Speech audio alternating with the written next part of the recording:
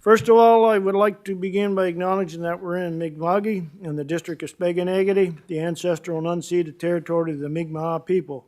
East Hants further acknowledges that 50 African Nova Scotian communities whose 400-year history have contributed to the province's culture, history, and legacies. We are all treaty people.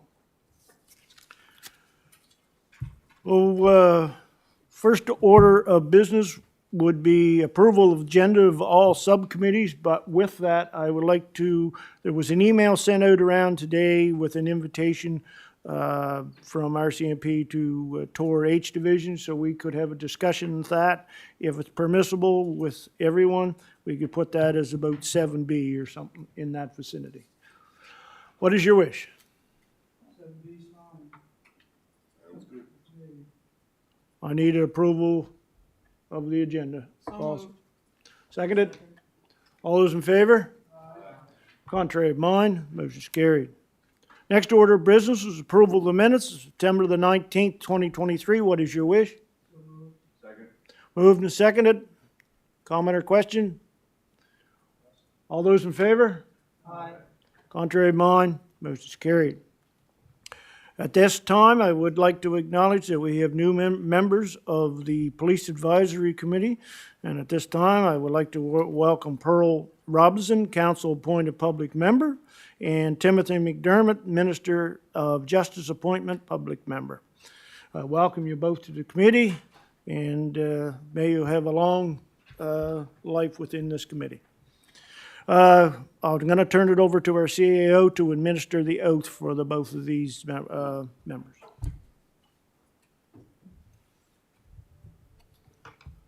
I'll get you. Thank you, Chairman.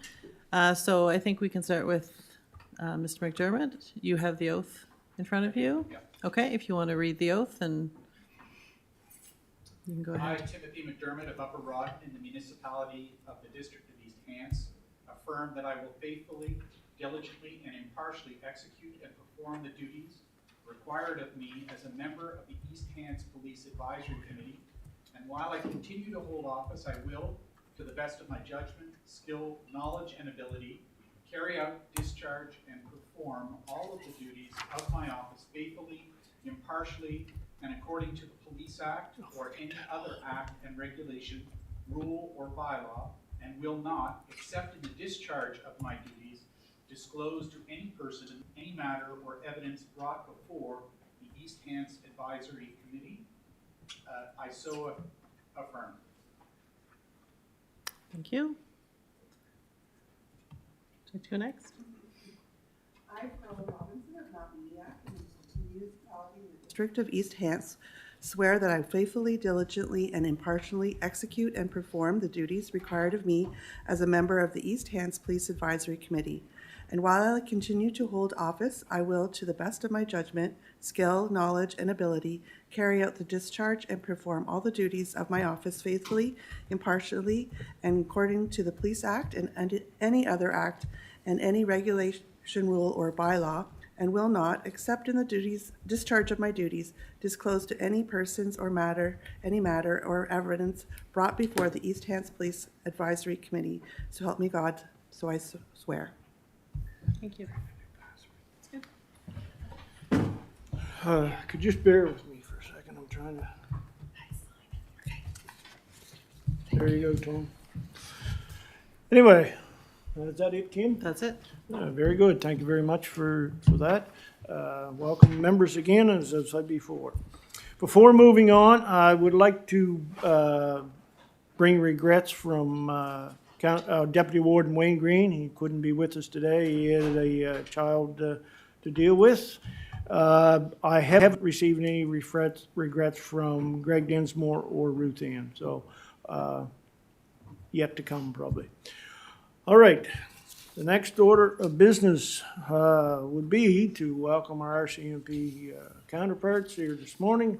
Welcome, gentlemen, and I'm going to turn it over to you to deliver the RCMP quarterly report. Who will be taking that, Mike or? Both as well, but there's a portion of operations that's got to. Oh, what's happened here? There. There we go. We good? Good. Excellent. Thank you, Mr. Chairperson.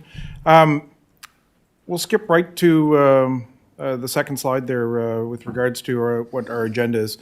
I'll give you an HR update, an update on our community policing.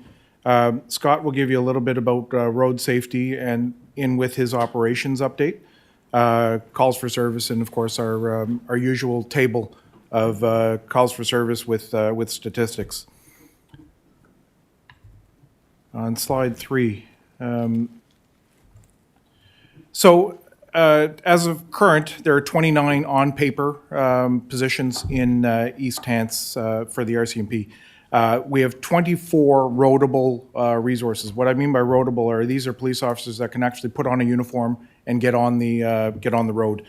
Out of those 29 positions, 28 are staff, which really means we have one hard, what we call a hard vacancy. I'll get to the breakdown of how we came to those numbers there in a second. The addition of 2 civilian support staff will promote East Hants police officers' ability to be more readily available for calls for service.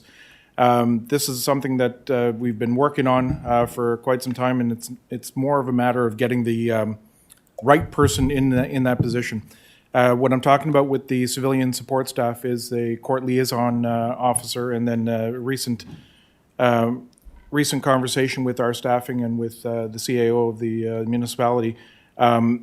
We'll be looking at putting in another support mechanism for civilian support mechanism for our members. So that'll be 2 civilians. Just to explain the hiccup that we had with the court liaison position, we jumped in on a process that was in Colchester, where they were staffing the exact same position. I thought we would be a lot quicker to jump in with them, where they had a pool of qualified people. Unfortunately, their pool became quite thin because the process was very rigorous with regards to weeding out people, and it came down to 2 candidates. Colchester ended up selecting one of the candidates, leaving another really strong candidate available. Unfortunately, with our offer, they weren't willing to commute to East Hants, to Enfield office to conduct the work. So we've had to start pretty well from scratch with that one. We've externally advertised. The advertisement closed last week. I haven't gotten the full stats of how many applications there were in. Our public service human resourcing believes this should be around 100 applicants, which will have to be screened down a little bit. We're hoping by January I will start doing the interviews for that position, and I'm hoping by April 1st we have a warm body in the chair. With regards to the second position, actually, sorry, I will try to stay on topic here with the slides so you guys can follow along. Experienced Police Officer Program, so EPOP as we call it. East Hants has added 4 additional police officers, which gave us the benefit of a pre-trained police officer coming to our programs. East Hants maintains the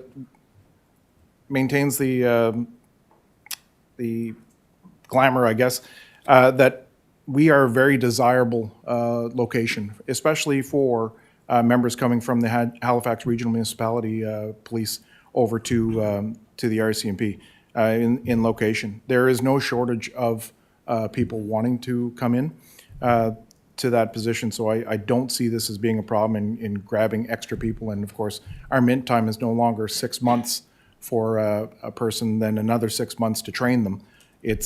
They'll come fresh out of the box, 2 weeks training, and then we'll monitor them for their first 6 months. So they'll be ready to roll out. So I just wanted to throw that in there because the vacancies slide up and down. Like I said, East Hants is a very desirable spot, so it's quite easy to fill those vacancies. Here's the slide that I spoke to earlier, where there's a little bit of math in the red and how I came to those numbers. So 29 police officers is actually staffed. Rotable resources are 24. We have 4 soft vacancies due to sickness, and 1 hard vacancy, which is actually not one of the municipality positions. That's one of the boots on the street positions that's vacant. With the addition of those 2 civilian staff that I was talking about, we'll have 6 public servant staffs to support all of East Hants. We'll have 3 in Enfield. Currently, we have 1 vacancy there, which is going to be filled December 11th. That person has just signed a letter of offer, and they're ready to start December 11th. We'll have 1 in Rawdon or Mount Uniacke. They'll split the 2. Also, with the addition of those 2 public servant staff, we will be able to have a little more flexibility to add some more hours to the Mount Uniacke and the Rawdon office, so they'll be open more. I already spoke to the court liaison position and how we're staffing that one, and I'm expecting to staff that court liaison position by April 1st. The administrative office support person is currently vacant. The holdup is RCMP PSHR staffing, the public service human resourcing staffing, because the requirements that we gave them fit into too many different buckets. They have to figure out what category of employee to put in there. Unfortunately, we have to have the job description completely set up as to what they're going to be doing prior to staffing that brand new position. This is the big one that keeps me awake at night, the 24-hour policing model. With all these resources come April 1st, the addition of the extra police officer April 1st, which will bring East Hants up to 30 police officers on paper, we will be able to provide that 24-hour coverage. I'm hoping that we're able to provide it before April 1st. Unfortunately, or fortunately, however you want to look at it from the RCMP employee standpoint, we're now in a position where we have a union and collective bargaining unit. So within that, even if we were to make the decision today to go to this 24-hour model, we have to give a clear 28 days to our members that we're going to change their shifts. And of course, we have to follow policy and the CBA. And I believe we are quite close to an agreement with our members that of a shift that they're going to like, and that's going to serve our community for 24 hours. Again, I've got a bullet there, anticipated start on or before April 1st, 2024. Community policing, some great pictures of our members out in the community. What you can see there is a hockey game which just happened this past Friday with the East Hants Rural High School. Very well attended. They raised over $4,000 for their charity, which the bottom line of their charity was to put an AED in every school within the district. They're well on their way with $4,000, and of course our team kicked in some money too that hasn't added to that total as well. So I expect there to be about $4,500 for them by the time it's all said and done. The picture right below that is Constable Preston Burns, our community liaison officer, meeting with a seniors group. I believe this one is in Knoll. But Preston's been doing some fantastic work with seniors. I know it's one of the topics that keeps coming up with police advisory boards across the province, is this gap of seniors and senior safety. Preston's taken it upon himself to go out, and he's starting to give presentations with regards to senior safety for internet and telephone scams as well. So these are the 2 biggest things that we see seniors being victimized in. And Preston's proactively taken steps to make sure that, to mitigate that issue. The other picture that you see there was actually sent by one of your people on the board. This was Halloween. During Halloween, our members had enough time to start giving candy out from the doors of their police cars. Some of them even got out of their cars and walked around with some of the trick-or-treaters.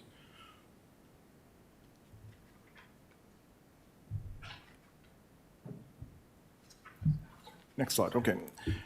So in community policing, with the amount of police officers we have, and I can't say enough how happy I am with the amount of police officers we have in East Hanson, how well staffed we are in that office. We're no longer triaging calls. We're able to actually start doing some proactive work, which was evident in the photographs before. But if you look at some of the other things that usually fall off the table when we're going from call to call, code blues. Every school now in East Hants, elementary school all the way up to high school, have received at least one code blue exercises. And the ones that had challenges, whether it be not making times or technical difficulties, they've been able to go back around a second or even third time to make sure that those issues are dealt with. I spoke to senior engagement as well with regards to senior safety presentations and internet safety. Community engagement and service providers. So Preston, myself, and Scott sit on a committee with the service providers for East Hants. That's all the different services provided throughout East Hants. One thing that's triggered the RCMP to be able to help, and one thing that's actually the crossover, and you'll see it later on in the presentation about the big city issues we're starting to see out here, is homelessness and food shortages. So the homelessness, we've already been able to connect people who have been we've received calls for service on for homeless type situations or squatting in areas that they shouldn't be. We've been able to connect them with the proper services. So it's no longer a matter of just pushing these people around. We've actually pushed them into service providers' hands. And again, stuff like this is not possible without the amount of resourcing that we have. Schools, East Hants District School Liaison Officer is in place and is doing a fantastic job. He's identifying some gaps that there are with, I'll call it a generational gap almost, and it's an online safety issue is the huge gap that he's starting to see. So he's started to present an online safety presentation for teachers and students. Sports, I covered off sports, but that's only the tip of the iceberg now with our members that engaged, and they're really buying into the community. Basketball games, you name it, whatever fun sport, we can attach a charity to it, and off we go. I do believe the next one that we are looking at is a basketball game with the East Hants High School. Let's see here. Local drop-ins. I threw the bullet in there, but our members are dropping in on occasion when they are seeing some activities go on. Again, only possible because they're not so burdened with call to call. They're actually getting out and seeing people. I will throw the operations update over to Scott. Morning, everybody. And all that said, just before I get into a lot of the numbers and stuff, I just wanted to jump a little further on that local drop-in, which is I'm a big fan of. And I lead by example. I've been in some of the stores. I always try to eat lunches in different communities when I'm out on the road if I'm not stuck in the office. And I found out that they don't know how to play Tarbish in this neck of the woods, being a Cape Breton kid. So I took on the cribbage challenge. So we might see some of that. So I'm a big supporter of that. It's not always in the enforcement. Everybody thinks operations is getting out there and busting people and enforcing the law. Of course it is, but it's so much more than that with community engagement. And like Mike said, we were swimming, I guess, the best way through the latter part of the spring and the summer just to provide service, but with the additional resources and some internal transfers, and we have momentum. And I like seeing that momentum put into positive. And I'll speak to where you'll see some of the momentum, not just in the community engagement, but in the enforcement and taking on proactive projects. We got a serious file that we're working on. It was kind of a pass-through, not really local, but since we have a major highway that goes through here, we had a serious file that now our members are really engaged on. It has a localized component, but we can put resources to that where we couldn't before. And it also creates a morale within our members because they join to be policemen, they join to be policewomen and to get engaged in the community, solve crime and get out there. And now they're getting to do that. So we're starting to see that positive attitude through to some of the stuff we're going to be talking to. I guess I'll have to take this off. Mental health calls, wellness checks, that's still one of our key areas of concern. Unfortunately, they're not going down. With the growth in the community, with the high volume of traffic on a major highway and all our secondary roads, our collisions and crashes are still there. As long as people are driving cars, they're going to meet where they don't want to meet. Vehicles and theft, we talked about that in the last time, some of this preventable stuff. And like I said, that visibility has been up. I've lived in the community over 21 years now, and I can't go anywhere in the community, drugstores, grocery stores, sports places where people are telling me, what's with all the police everywhere? I'm like, that is music to my ears. I want to hear that, where we never see the police. Now, are there components and areas of the county that could still see more? Absolutely. But I like hearing that, and feel free, anybody sees me in any of these, anywheres out in the community, to talk to me. You can hear my thing. Do you want me to talk about that? I can speak. Mike, to, one thing Mike's going to talk about, he knows more about it, so. So body-worn cameras, just very quickly with regards to body-worn cameras, not as easy as just slapping a recording device on a police officer. Of course, with an agency the size of the RCMP and our countrywide reach, we have requirements to test and provide fair opportunity for other vendors to reach in to provide the service and the devices. Unfortunately, the last test that went through, they tested for 10 weeks. The product failed. It failed to meet our requirements and failed to meet the requirements of disclosure and transparency is the big thing for us. So we will be restarting that process again with the second place bidder, who happens to be the leader in the industry anyways. They're the ones who provide body-worn cameras to every other police agency except the RCMP.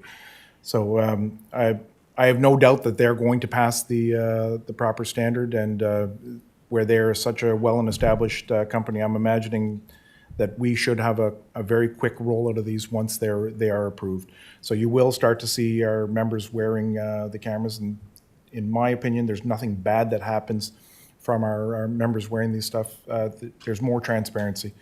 You see a social media video of a police officer doing 10 seconds of a bad thing. I get 5 minutes of that bad thing and what led to the bad thing, and we can all but pretty well say what happened just by looking at that video. So it'll actually save quite a bit of resourcing with regards to investigations and public complaints. And on top of that, it'll probably save our police officers a lot of time in court because there is an evidentiary value. That's all I have for body-worn cameras, and I will save time for questions afterwards if there are any.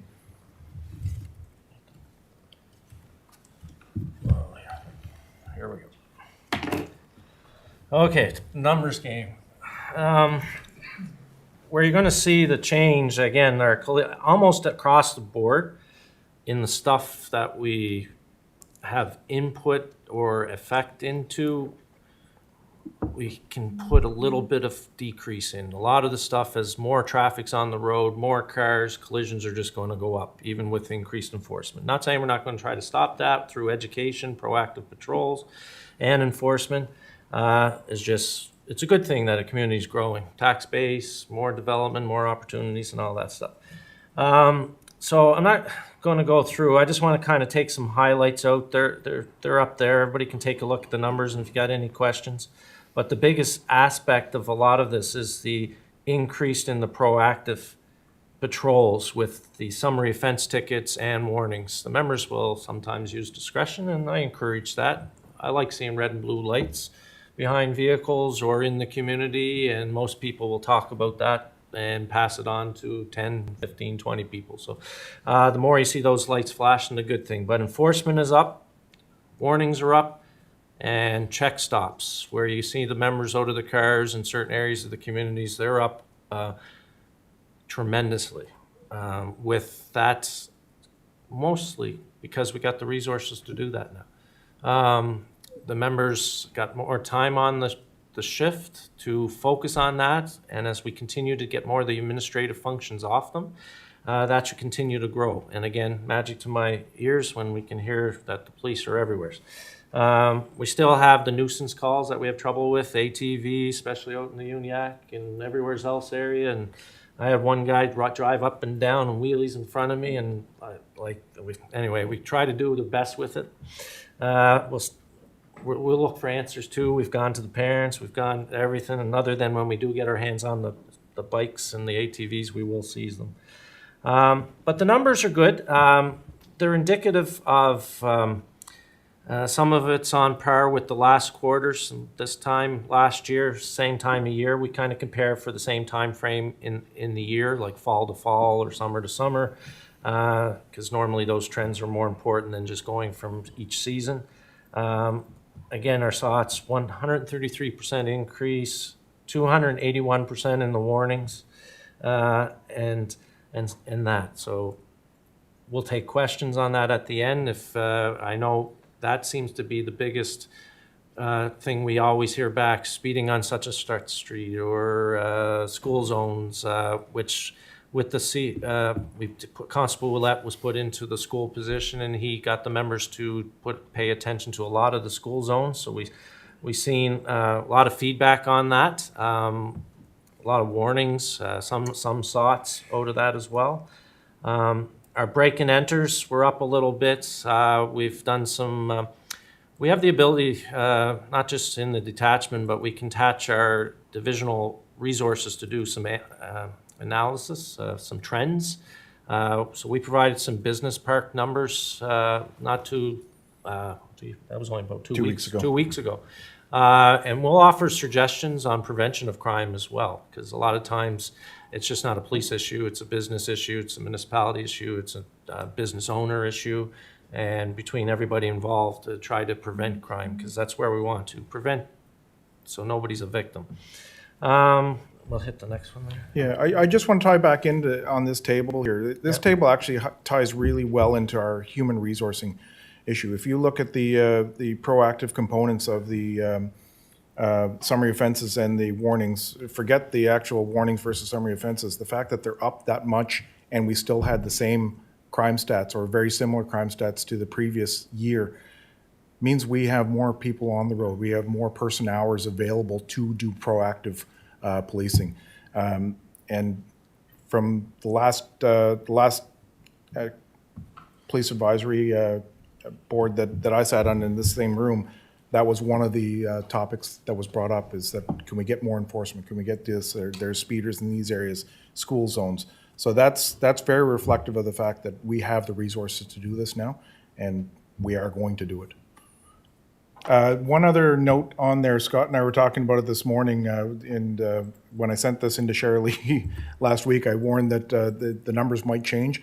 A very important number to hit on there is we've actually, instead of being down 100% of our impaired drivers, we've actually gone 200%, because over the weekend we picked up 2 impaired drivers. So just a warning that these stats are just a guideline. Like, I mean, they'll even out throughout the entire year. But again, I'm very happy at the level of work that our members are putting out, and the amount of proactive policing that they are doing. No, and that was a good point, because with those fluctuation of the numbers, this is only a specific period of time in the balance, and we're seeing, and sometimes the data collection is slow to catch up sometimes, like it's not 100%, but that was a good point on the impaired driving. Like, we still have a problem with that as far as I'm concerned. 1's too many, 3's too many. But surprisingly, with the increased traffic stops, the increased check stops, which I was kind of shocked. I thought our impaired driving would go poof, way up, because that's normally where you catch a lot of it, is in those check stops. Not, oh, the car's all of a sudden all over the road in front of us. It's that check stops that come through the roadside test. So that is a good thing, or well, maybe we'll be strategic in changing those spots and locations around, see if we get the same results. So that's my next encouragement. Okay, don't go to the same spot. Keep moving it around, move all over the place, and see that. Because we get all the complaints. Like last week, for example, test my memories, but about 145 calls for service, 55% of those calls were traffic related. And out of 55%, about 85% we self-generated. So that's really good. You want to see, that might be sounding a lot of bit of numbers and statistics for a lot of people, but for an operations NCO, that's music, because that means the members are in the community, they're generating positive enforcement work. And instead of us always waiting for 911 react or call react, we're pushing it. And if we can push trends as far as check stops and enforcements and motor vehicle act and visibility, maybe people will continue to talk and say, yeah, the police are, and they'll take that another second to think, okay, we had a few pops tonight, maybe I won't drive home tonight. Am I naive to say it's not happening? Of course not. It's still happening. And but back to what I said earlier, momentum's in the right direction. And if we continue with this resourcing and stuff Mike was talking about, we're making East Hants detachment, the municipality is a big supporter of us. We're making this place a desired place to police. It's usually not because people want to come to work at our detachment. It's other bureaucracy and processes that slow us down. I'm sure we could come up with a list of 50, 60 names pretty quick that would work in East Hants. But of course, everybody knows how the world works. There's HR practices and everything, money and stuff like that. Money plays a role, but as filling vacancies and stuff like that. But well, that's my bit for now, and I'm open to questions at the end or whenever you turn it over to that. And thank you. The next slide that's there, you, Chairperson, you actually threw that onto the agenda, so I don't know if you want me to speak to it now or if you, this is about the tour of our headquarters building. If you'd like me to speak to it now, I can. Okay, let's maybe just leave that till 7B Okay. and then carry on with the rest of Perfect. your. Oh, well, there we go. All right, ladies and gentlemen, you've heard the RCMP quarterly report. First of all, I would like to say, I've sat in this chair for numerous years. And I've never seen Scott so excited about policing as I have today. The enthusiasm that he's bringing today because of council's divulgence in putting more officers on the road is showing out, is showing up today with the enthusiasm. You're now delving in, you're just not answering calls, you're being proactive, as you said. And I think, you know, this is what we have looked for when we put more officers in there to protect the public and things. So I'm just probably as excited as Scott. I'm just not pounding the table like he is. So anyway, I've got I 29 police appreciate- officers in that building that are just as excited as you. That's great. That's great. All right, before we start, I'd just like to tell the two new members, Mr. McDermott and Ms. Robinson, that if you wish to speak, you press the button on the right-hand side and it'll light up in that and put you in the queue if you so wish to. So I just wanted to bring that to your attention. All right, first up, Warden Rolston. I'm going to turn one of you guys off and I'll put you...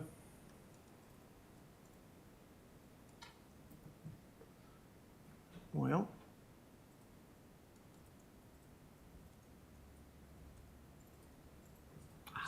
Taking a bit. All right. Warden Rolston. And thank you both for the very comprehensive, Again? for the very comprehensive report.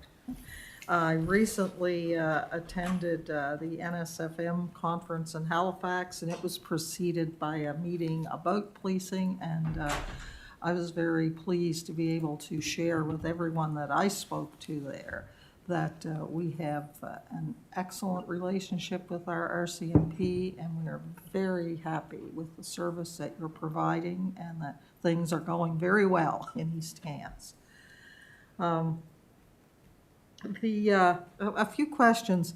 back when council made the decision to add some new officers to try to get to 24-hour policing, there was some discussion, and I would say even perhaps anticipation at that time, that as we upped the number of officers we were paying for, that there might be a corresponding increase from the RCMP in support staff. And I know you don't know the answer to that probably today, but we're just wondering where that's at, and if maybe you could check and see if that's something that, I can Might bring have- that back to staffing for you on that. just curious if we could get, you know. Also, just checking in particular on the Rawdon office, and it's still, Jackie's there Monday, Tuesday, Wednesday, and Friday, and in Mount Uniac on Thursdays. I get questions occasionally. Are there specific days that people can get criminal record checks and that done there, or is it any day that she's there? Any day that she's there. That was my understanding, but I've had people argue with me that it's only on Tuesdays and Wednesdays or Mondays and Fridays, or, you know, so, okay, that's right, that is good. I've also, somewhat surprised, had questions, one question I had was when we were going to put the building in Rawdon up for sale because the police are never there. So I tried to explain, I said, well, you don't want your police officers sitting in the office in Rawdon. We can't afford to pay police officers to sit in the office in Rawdon on the off chance that someone comes in. There's a person there 4 days a week that can handle any questions or whatever from the public. But in the discussion and some thoughts afterwards, I thought, as time and resources permit, it would be nice if we could have some type of a public open house there at the Rawdon office, and maybe just educate some of the public a little bit on what happens out of that office. And because, and I may be completely wrong too, but I think there are a certain number of officers who are assigned, who work, quote, out of the Rawdon office as opposed to the Enfield office. And I know everybody can cross over and work everywhere, but I just think it might be helpful if something like that could be arranged. Whether it's an open house or a tour or something, or even something together with the fire departments, I don't know. But I think there are a lot of people who, you know, would be interested in something like that. Next, Can I just, a little bit, just, I think that's an excellent idea, sorry. I'll get you up here. There you go.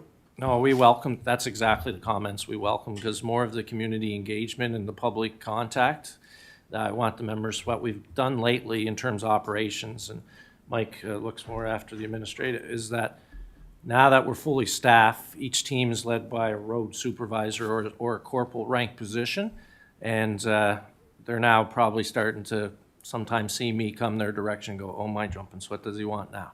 Because now that we got these resources, there's more, I don't want to use the term pressure because that sounds negative, but encouragement to allocate their resources as needed and as try to get as much coverage and visibility in all corners of the county.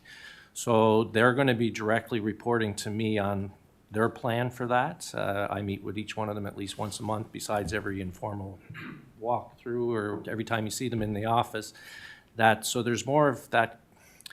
It's an internal process, but I don't mind sharing it. Coaching, encouragement, managing your resources.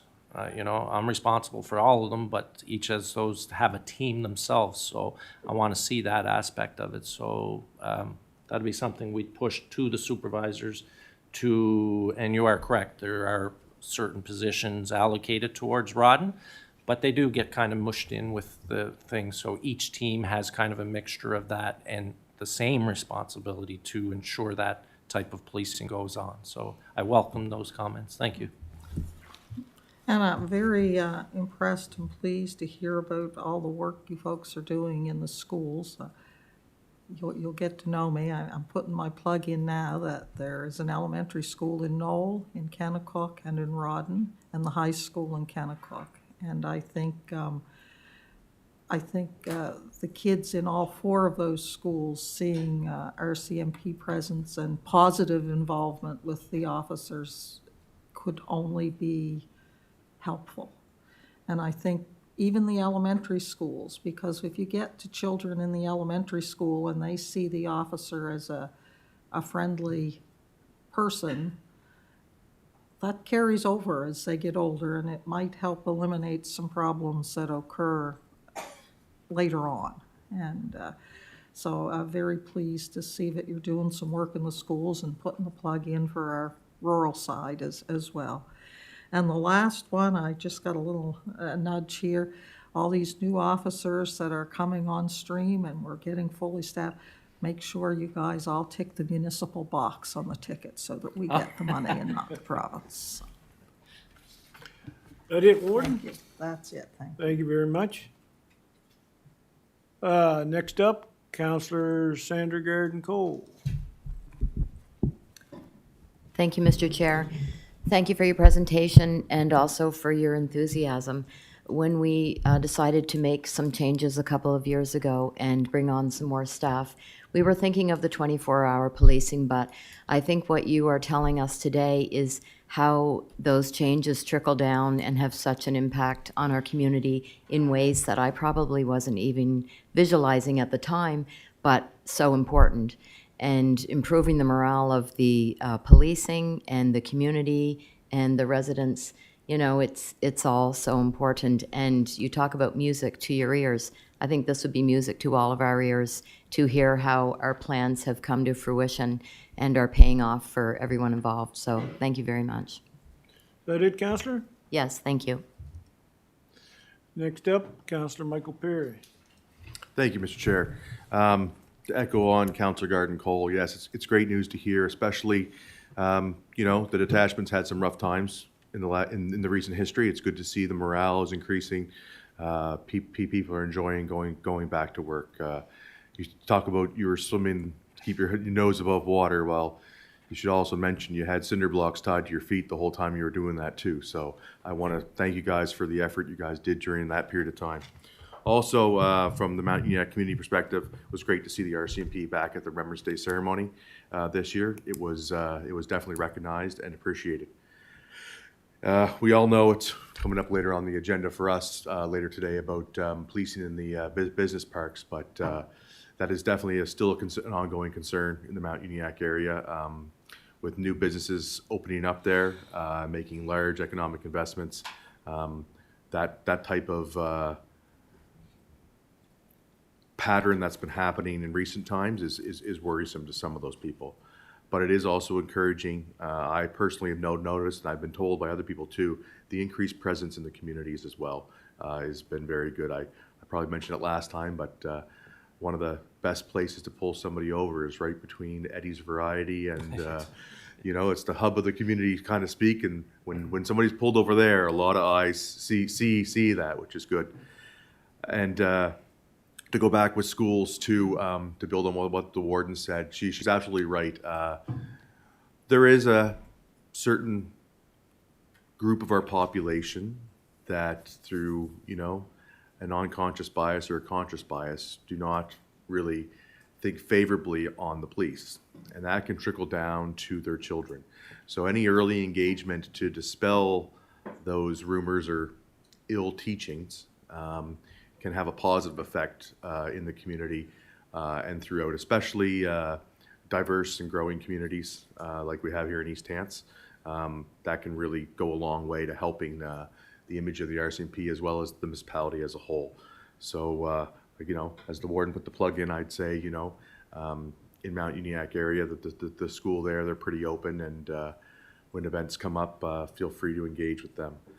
As far as the ATVs go, I will say, even though it's challenging, there has been some positive effects. I've been notified by some parents who now no longer let their children associate with other members of their age group based upon what was happening.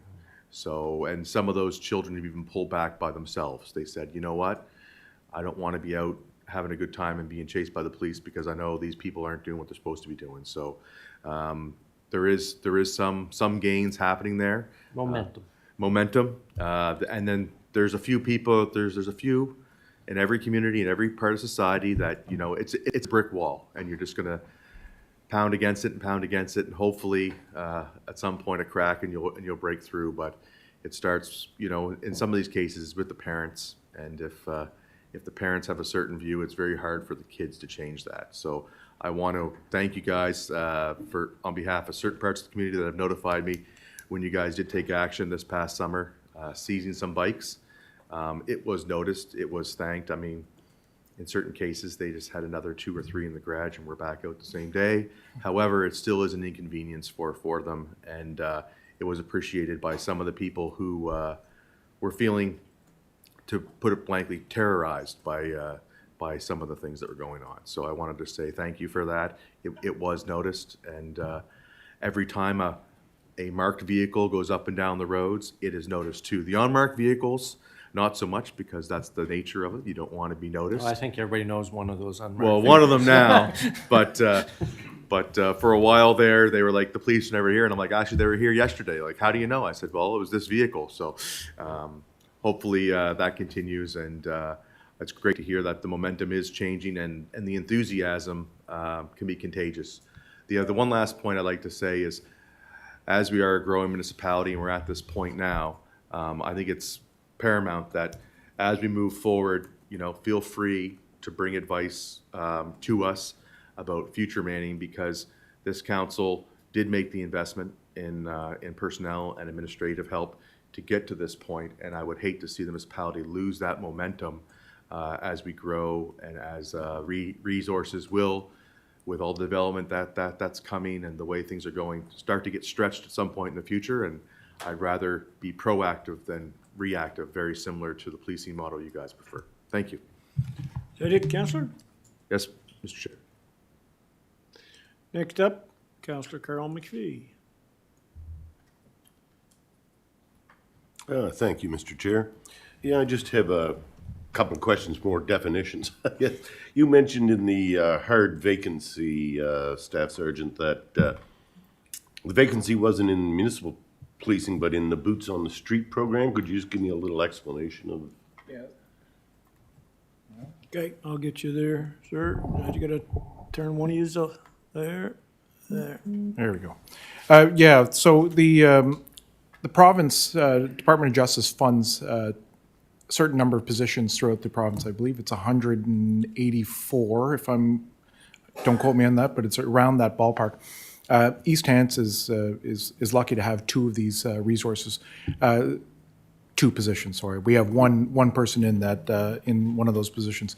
So the hard vacancy I'm talking about is an actual vacancy in the position. There's nobody marked into one of these positions that the province is paying for. And those 2 positions that they pay for are what we call a street crime enforcement unit, an anti-crime unit, I guess is what the American term would be, more or less a plainclothes position, and they're there to proactively look at things like drugs, thefts, break-and-enters proactively. Right. So that's where the vacancy is. And once that vacancy is filled, I'm not going to call it a free service because everybody gets taxed by the province, but it is an extra 2 bodies that are thrown into the mix that are controlled by the operations NCO for the area. I'm sorry, I spoke a little bit long about that. Did I answer your question? No, that's Okay. exactly what I was looking for. Thanks. Perfect. And you said about 24-hour policing, so that'll mean that there'll always be officers at the detachment, like they won't be just on call at 3 o'clock. No, not necessarily at the detachment, but on duty. On duty. So as okay. opposed to being called on their cell phone, they'll be called on the radio and they will be able to respond Yes, they could. just like any other time of the day. Right, yes, okay, that's what I thought. And in the statistics, you have the warnings and the SOTs, which are summary offense. Summary offense tickets. Yes, so what would the difference of that be, like, in the numbers? You have 459 for the, everything there, and then you say 627 with the SOTs and warnings, so. Actually, it's up there. Oh, yeah, okay. Yeah, the breakdown, obviously, there's way more warnings than the summary offense. And I'm okay with that. There's a little bit of lost revenue, but that's not the point, right? We don't have quotas or thing, and a lot of times those, I don't want the police officer actually up there, like, we use a term as nickel and diamond your public for minor offenses. Stop them, talk to them, that's enough. Most of the bulk of the population will get the message. Maybe 5 minutes down the road, they're back at it, but at least you make the effort. And then there's what I want the officers focusing on is the egregious, or like, guy blows through the red light, almost causes a 4-car crash. Like, yeah, that's a no, that's enforced. Right. Or certain speed zones, or certain types of motor vehicle infractions, or somebody hasn't put a insurance on a vehicle or registration for 2 years, like we all pay it, so it's kind of trying to keep the playing field even. So again, it's an individual based on the officer, but most kind of have their flow. But that's a good thing if those numbers are high. Higher that goes, the enforcement will come up. More check stops, more enforcement. It should keep going up proportionately. Did that answer it, or did I just confuse it with my? No, I think that's kind of what I thought you meant, Yeah, but yeah, I wasn't exactly. sure. Yeah. And just had a question. The Legion had expected an RCMP officer at the Remembrance Day ceremony in Shubenacadie this year, they thought. Oh, I can And unfortunately, there wasn't. Yeah, what happened at Constable that had full intention, we had almost all of them covered, and it's nice to hear everything. Things come up. Constable that his little ones didn't get out the door quite quick enough, so he ended up attending Elmsdale instead of Shuby. And even myself, and I don't mind embarrassing myself, I couldn't get my high browns over my caps. So I had to attend the ceremony, not in red shirts. I wasn't a happy camper, but I still attended because it's a respectful thing. So those little things come up. Yeah, you can laugh at me later. Hey, it's all that gym work, Norval. So I have to get my boots straight. So little things like that. But to answer for the Shuby reason is actually Andrew was coordinating it, and he fully attended Shuby. And I told him just go see the Legion and apologies, and we'll get That's what we next kind of year. thought. It was just Yeah. one of those things that. That might have been too much information, but Yeah. but that's what happened. Yeah, okay. And just on, I'm glad to see we're talking about enforcement, and southbound out of Shubenacadie the other day, there last week, I see that there was a car stopped. We have a lot of speeding coming on Trunk 2 as they are leaving the 50 zone, heading to the 80 zone, but they're well over the 50. As an example, yesterday I was on cruise control at 50. As I was coming up to Havenwood, I couldn't see anybody in my rearview mirror. By the time I got to the 80 zone, there were 2 or 3 cars on my arse, so they obviously were coming at a pretty good clip. People have a tendency to speed up a little too fast there, but I'm glad to see, and I know all the community is glad to see some enforcement in that area. Yes, and we did realize, you might have seen it or might not have, the Northeast Nova Traffic Services were in our area yesterday. They stopped a lot of cars, and I got mostly positive, some negative feedback, because once they do some stops on the number 2, especially between the 214 number 2 to Enfield, they jam the traffic up way back because there's high volume. So it's strategic sometimes. But thanks for the comments. Great. Well, thanks very much. That's it. That's it, Counselor. Next up, Counselor Eisner.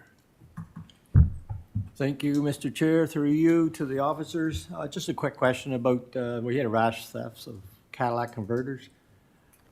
What's your take on that now? The Cadillac converters? That was being taken off trucks and Yeah. sold to certain Yeah, establishments. we've seen a decrease overall in the counties. There is a little bit of, I call them flare-ups.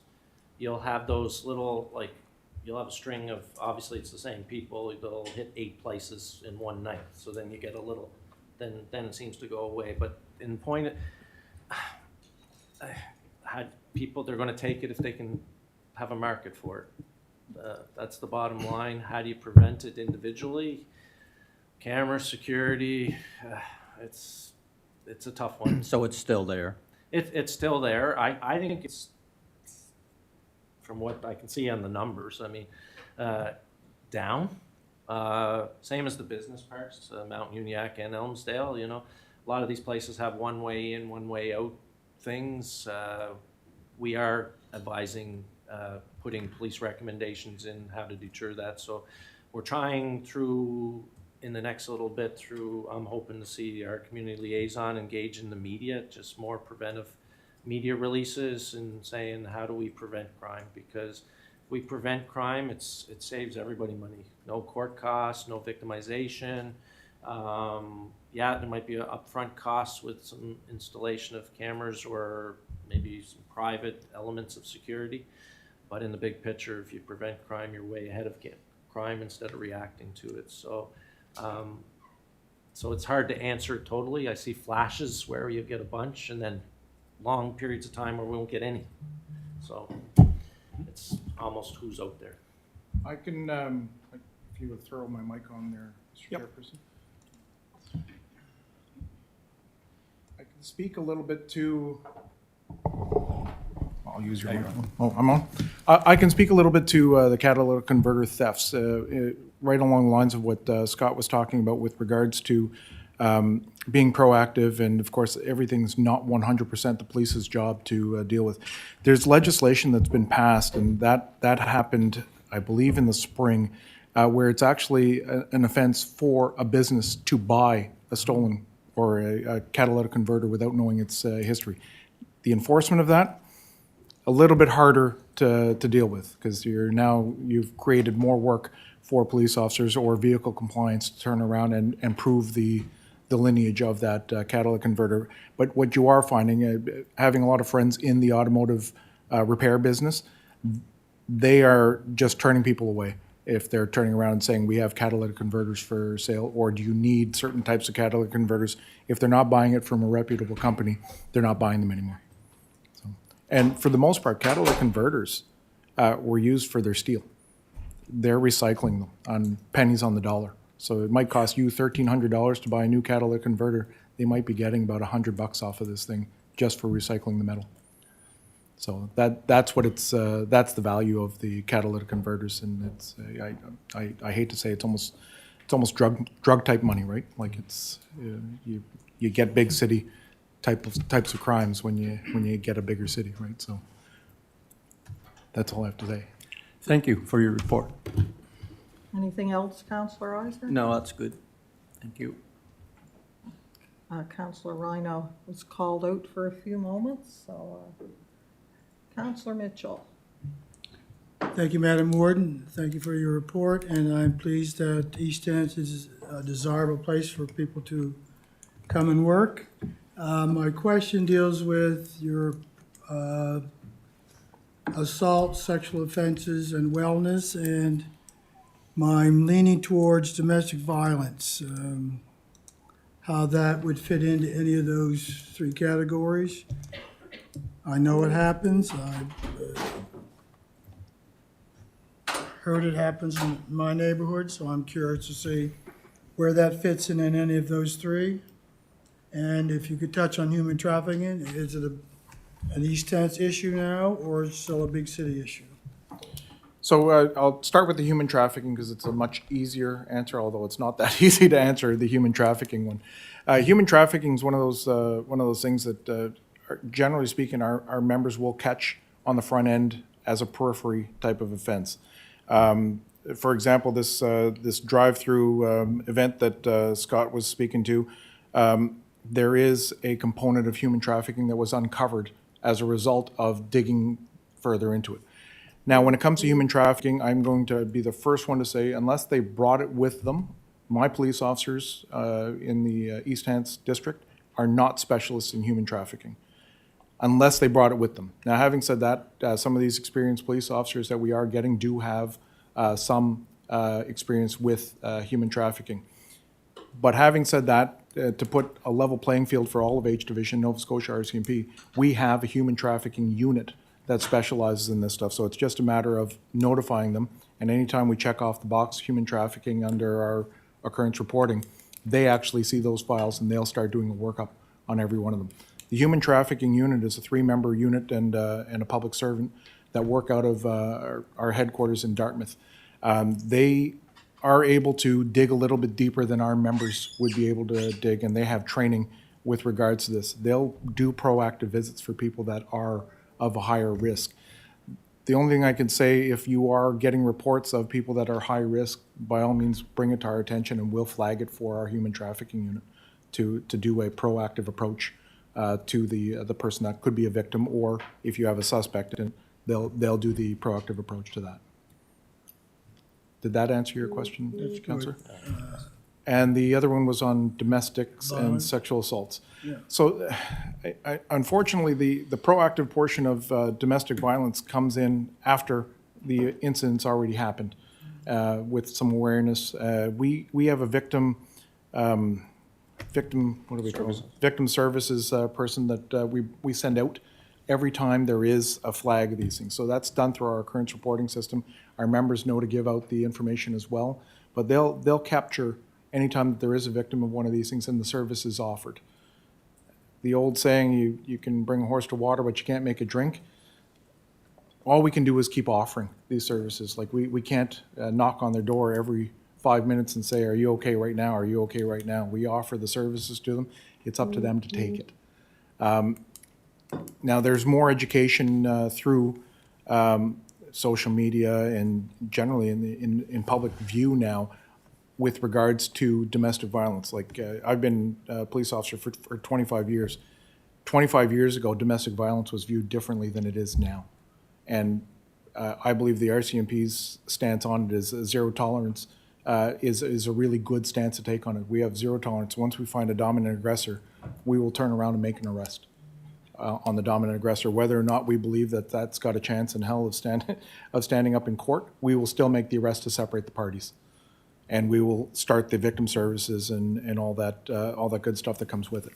With regards to the sexual assaults, might be tie-in as well to the human trafficking thing. There is a little bit of a gap between the two of them, but sexual assaults, again, it's a cultural thing, and I think in the last 25 years, the cultural awareness has changed with regards to it. It might not be exactly what you think it is, in the sense that in the last 25 years, what was accepted previously as not a sexual assault is now a sexual assault. So that might contribute to the rise in the sexual assault reports, people actually coming forward. So it's not necessarily a bad thing to say that sexual assaults are up.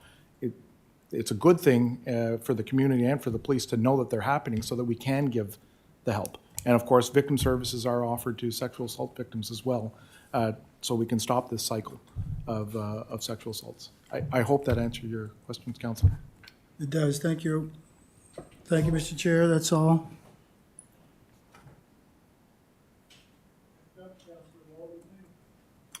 Through the chair, thank you for your report again. Just one thing I don't think you did cover is I was at that game, the hockey game there the other night, and I witnessed multiple robberies there.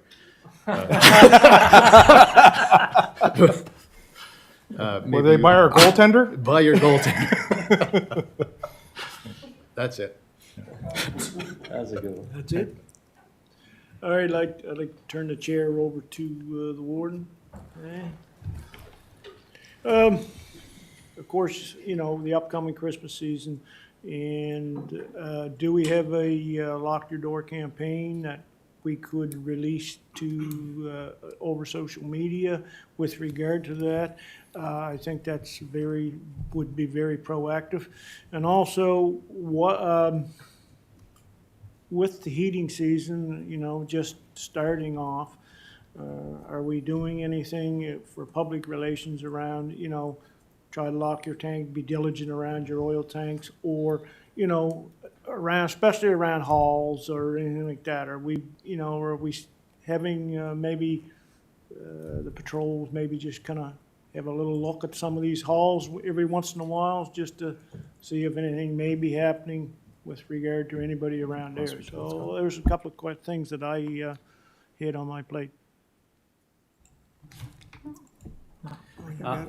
As far as the Christmas, definitely discussion on what we're going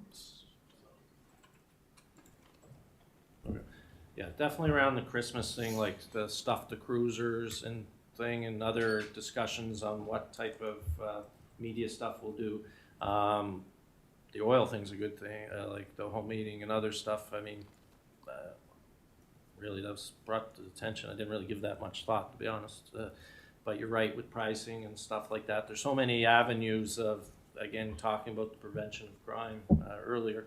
But that was a good point, worth mentioning. But Christmas is definitely that kind of gets forefront. So, but some of those other things that you don't think of, the weather changing or the heating, and no, that's a good point.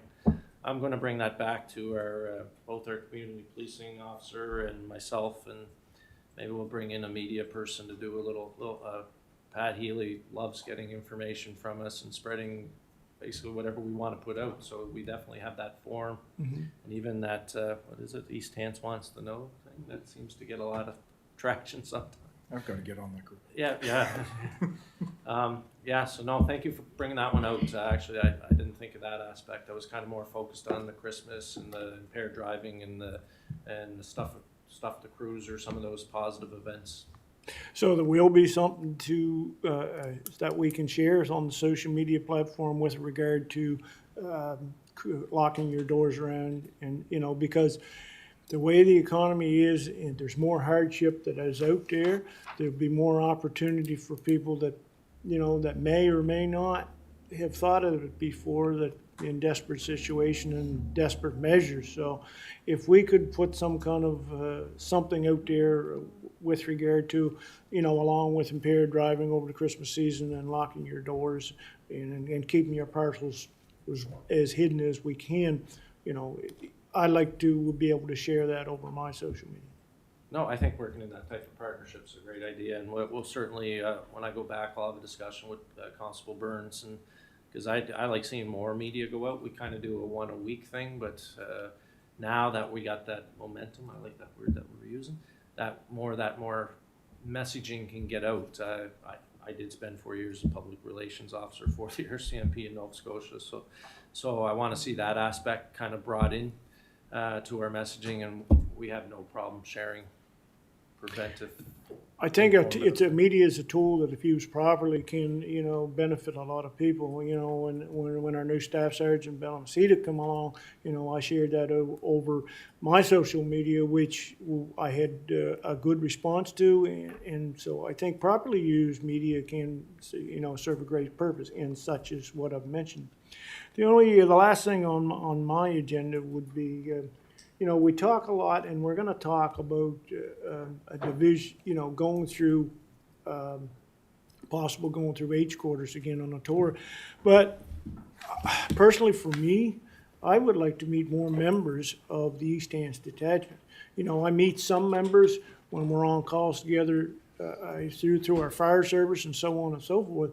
But I think I would personally, for me, I would like to meet as many members in a kind of a easier situation than is that possible, that we can arrange something like that for council or police advisory committee, excuse me, and so we can know as many members of those as possible?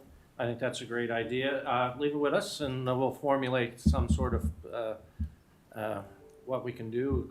We'll bring somebody with some of these, not so much this, maybe a council meeting once in a while, or any other avenues. We'll brainstorm on that and take that back, and I'm sure Mike and I we always discuss things after we leave these meetings anyway, but no, good point. Leave that with us.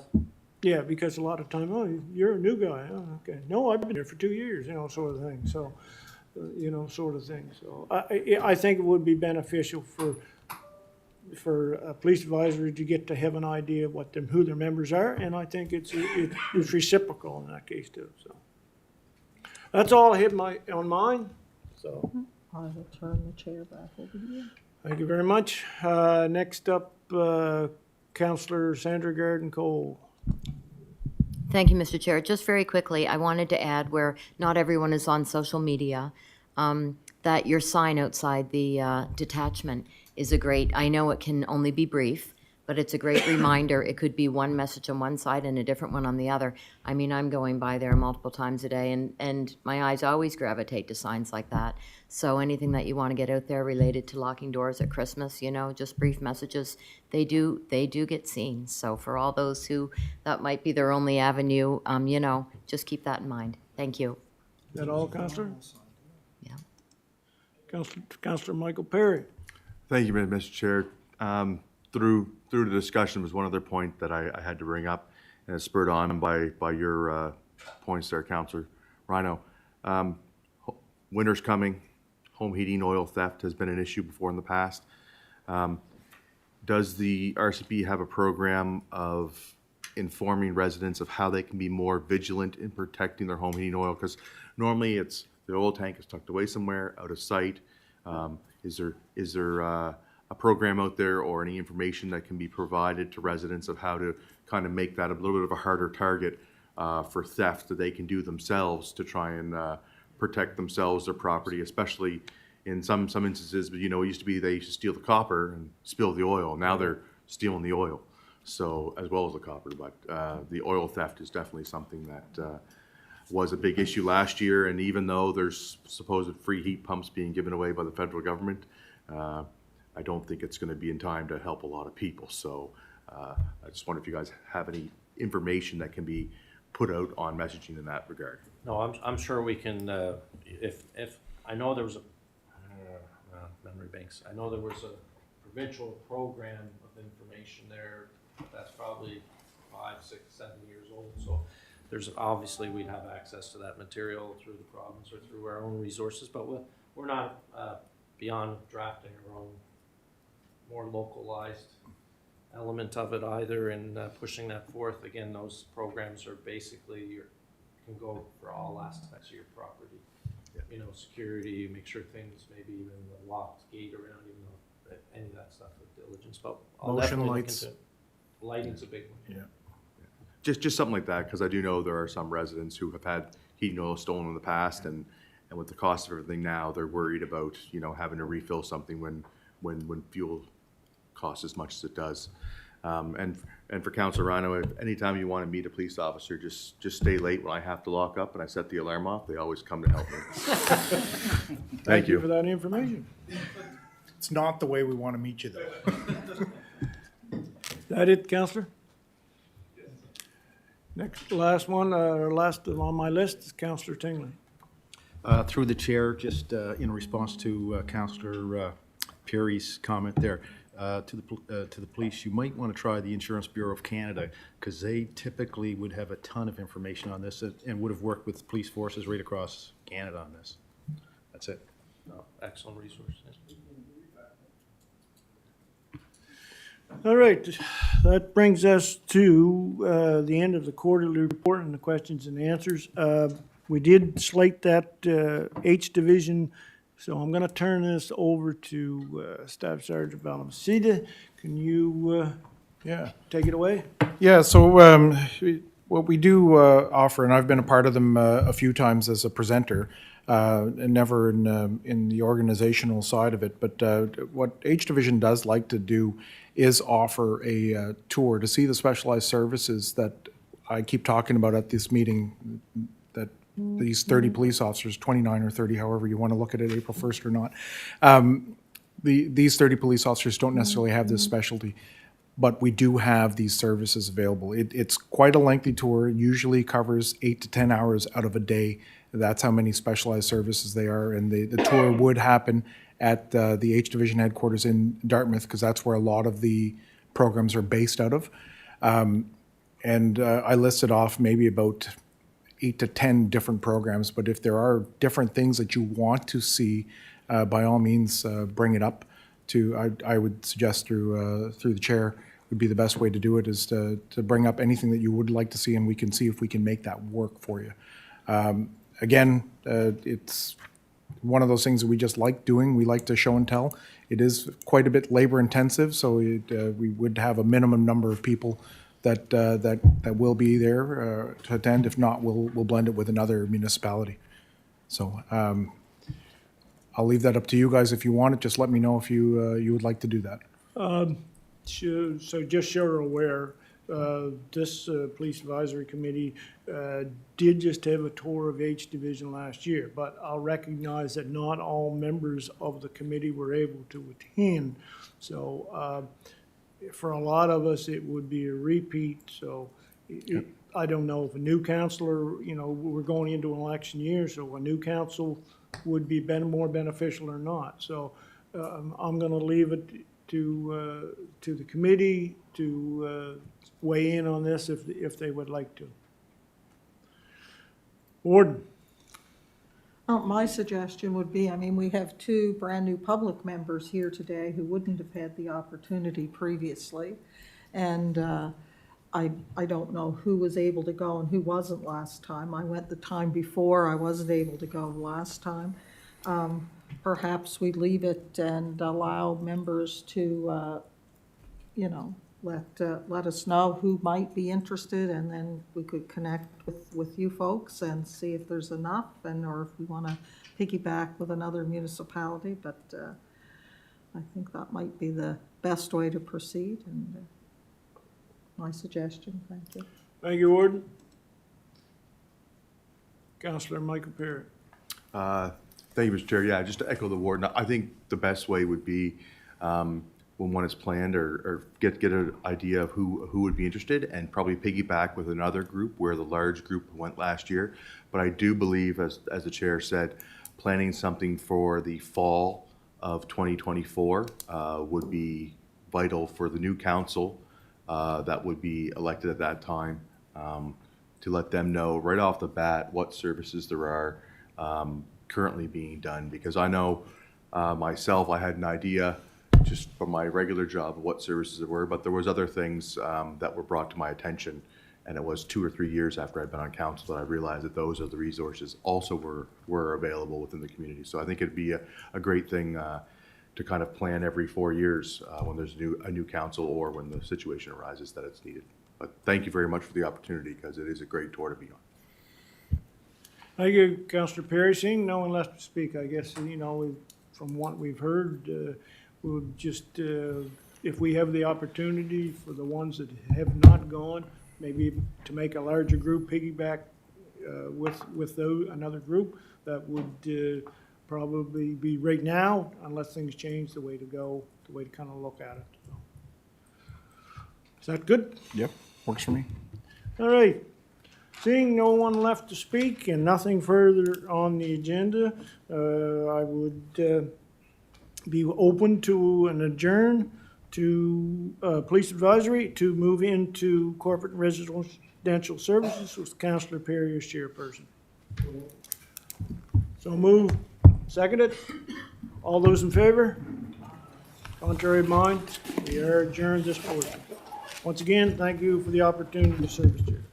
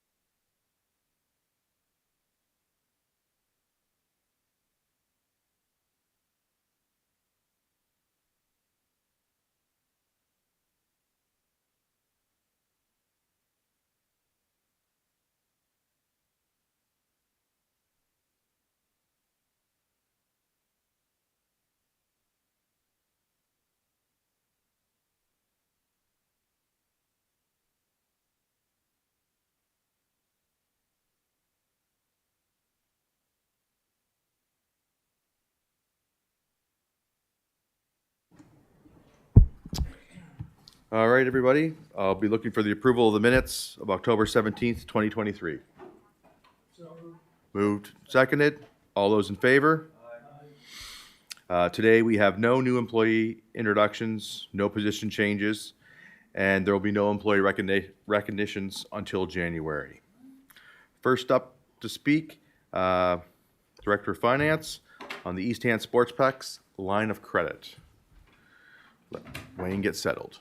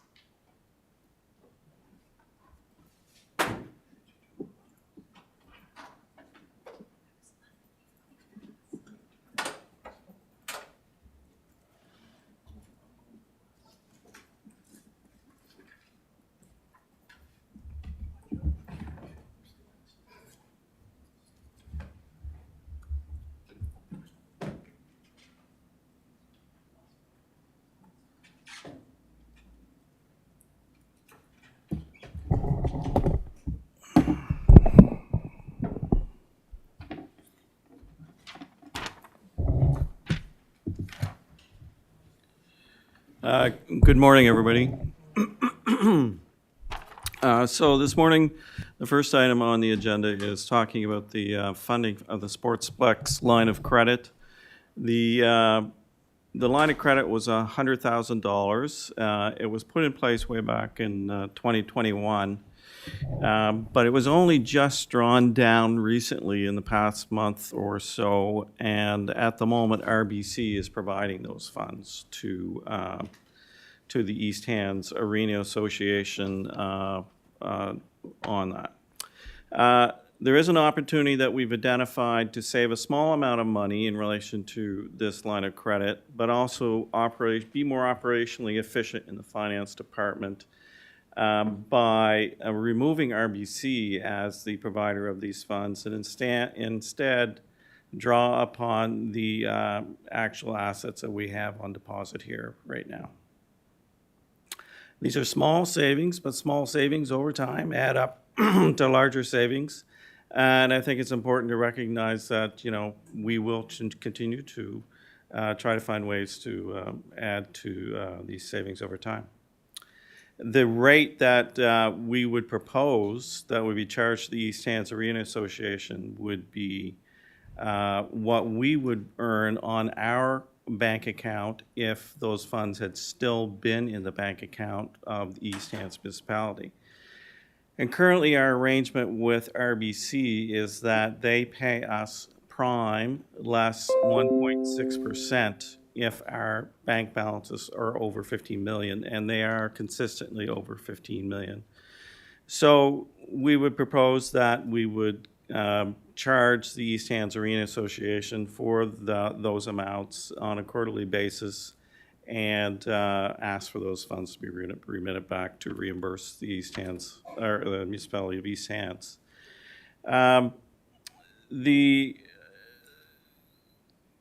Now, we indicate here that we will be borrowing from the operational reserves. The operational reserves that we have on hand are quite large, over $26 million at the end of March 31st, 2023.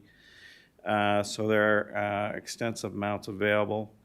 And so what we're really doing here is not actually taking from reserves, we're merely borrowing from reserves to replace the line of credit that RBC has provided, and thereby achieve those savings both financially and operationally. So this is the motion that's on the report.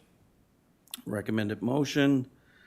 Corporate and Residential Services Committee recommend the council approve the use of municipal operational reserves to fund $100,000 line of credit as per motion C-21-212 for the East Hands Sportsplex. And those are my comments, Mr. Chair, but I can try to answer any questions if there's something related to it. Thank you so much. I see lights on. Oh, there we go. First up to speak, Council Norman Mitchell. Thank you, Mr. Chair. Through you to staff, what would the time frame be for repayment? Would that be the same as RBC? Would have it forever? And So the nature of a line of credit is kind of revolving as they need it. So it's an indeterminate amount of time at this point in time.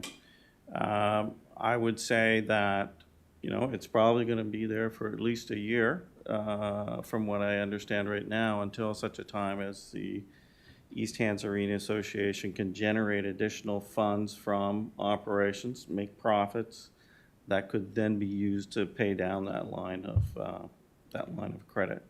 So it's indeterminate. I suspect from what I'm seeing from the quarterly report meetings we're having with the manager, that we're looking at least a year for that to be outstanding. so there'd be no way that they would it go over the 100,000? We have no authority to, staff's perception or staff's authority to go over the $100,000. The council has only put a limit of $100,000. So we would not provide over $100,000 unless council would have changed their mind at some future date and increase that amount. Okay, that's all, Mr. Chair. Thank you.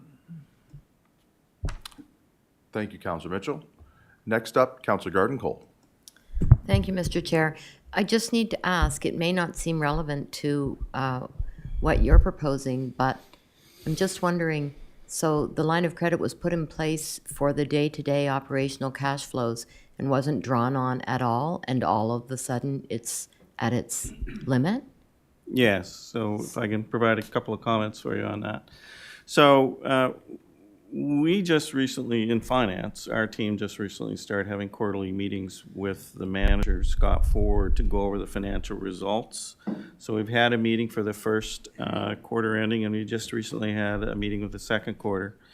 And from that, I'm observing that the East Hands Arena cash flows from operations basically has a time frame from around April right into October where it's a negative cash flow situation. And then from October through to April, it's a positive cash flow situation. And so they kind of, they build up a large sum of money and then they draw it down over that 6 month. It's that's what observing, and that's what I've been told has happened. And this is the first year, what I understand, that they're drawing it down. Not understand, I know that this is the first time they're drawing it down.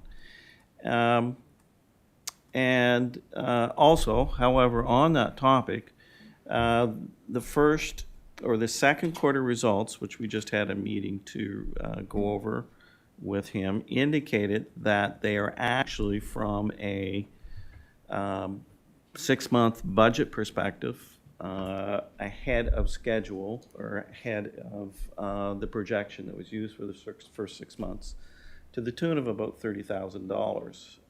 And that for the whole year, this whole fiscal year 23-24, they are actually projecting a small surplus originally during the budget, and now they're projecting at this time, 23-24, a little bit more of a surplus, I think, if I recall correctly, to the tune of $60,000. So at March 31st, 2024. Okay. So I agree with your comments. It seems odd from that perspective. It's been in place for a couple of years and now it's drawing down. And I would say I agree. But from what I'm seeing, at least year to date, they're on target from what I understand. Okay, I just wanted, yes, that does explain and makes sense that they are operating at a deficit during the off months.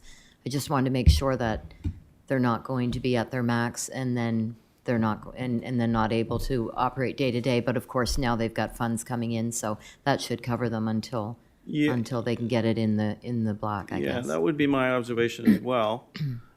I would think that they should be okay at least till April sometime, and then the cash theoretically will start to draw down.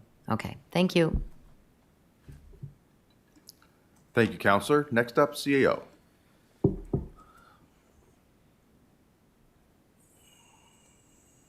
Through you, Mr. Chairman, just another note to add to that before Wade's time here. We also had, the municipality provided the East Hants Arena Association a significant amount of COVID funding.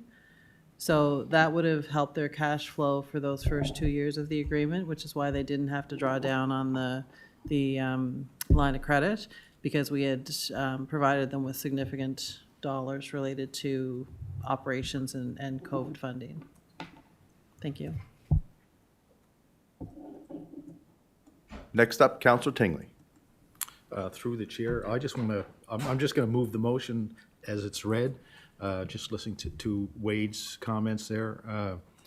This seems to be the most economical way to do the funding through the operational reserves. They obviously will need a line of credit at some point, or possibly will need it, most likely. So there doesn't seem to be much of an alternative. From the information I gather from sitting on the board, it does seem like their finances are improving, and I trust staff will monitor that closely in their regular meetings. So I'm just going to move the motion. Mover. We have a seconder. On before the motion, Counselor Rhino. Yeah, thank you, Mr. Chair. I'll be honest, I've got some qualms about now moving into the banking industry for, for the sportsplex. I guess my question is, are we any more at risk by doing this than we would be staying with a bank? I mean, was there any protection in place if, let's say, East Hants Arena Association just give up the ghost? Was there any insurances there that costs would be covered at that time? Or would there not be, we would have to, whoever took it over, which would probably be us, we have to absorb that line of credit anyway. So I guess, are we any more at risk by doing this? I'll add my comments, and perhaps the CAO might add her comments as well. I would say no. My understanding that we would not be more at risk. And what I perceive, how I perceive the Sportsplex is really our operations, if you will, our entity. Those revenues that they generate, those expenses that they have, those are ours. It's really no different than, say, Atlanta's team and Scott and them operating the aquatic center, and they have revenue and expenses. And the only difference is aquatics, we have Alana and her team managing it for us, who are employees of us, our municipality. And in the Sportsplex, we've kind of outsourced the management through a contract with this nonprofit organization board.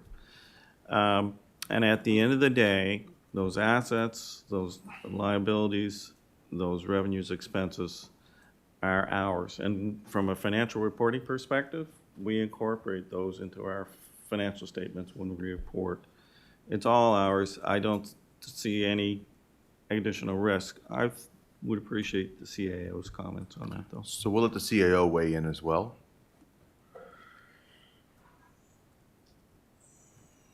So directly to your question, Councillor Rhino, the line of credit would have been a line of credit that we take out. So it's our line of credit that we would give East Hants Arena Association access to. So if they defaulted on their line of credit, their line of credit, it was going to be ours anyway. So there's no added risk. If the East Hants Arena Association were to fold, whatever happened, then we would still have to, the council the municipality would still have to pick up the owing on that line of credit. Am I correct? Specifically for this line of credit, yes. To all of their liabilities, no, I wouldn't say that, because they are an independent organization. So if they were to take on other liabilities that council didn't agree to, then, I think there's probably a legal opinion there, but the facility management agreement would say that their liabilities are theirs, ours are ours. But in this case, the line of credit was something that East Hants took out with the Royal Bank, not the East Hants Arena Association. Well, as I said before, I'm not really interested in becoming a bank, but I guess if there's no extra risk and we're going to accept, if anything did happen, we would have to address that line of credit anyway. I guess that's probably the way I'll go in this. But I think we're going to get continually, we will become more and more and more involved. That's what I can see this happening down the road. Thank you. Thank you, Councillor Rhino. Councillor Musa. Thank you, Mr. Chair. Just to add up to Councillor Rhino. So I hope it never happened, but if they folded, so the general tax have to pick up that, or the area rate? Like the 100,000, if somebody have to pay it, it's not gonna come from general tax rate, from the area rate. Yeah, okay, thank you. Okay, see the motion is second on the floor. I'm just going to pass the chair to the warden for a second. I just have one quick question. So under the operations agreement, this was set up for them by the municipality of East Hants to have a line of credit. If we then switch the line of credit over, that we are now the guarantor rather than the Royal Bank, would that preclude them from going out to get subsequent lines of credit on their own? The,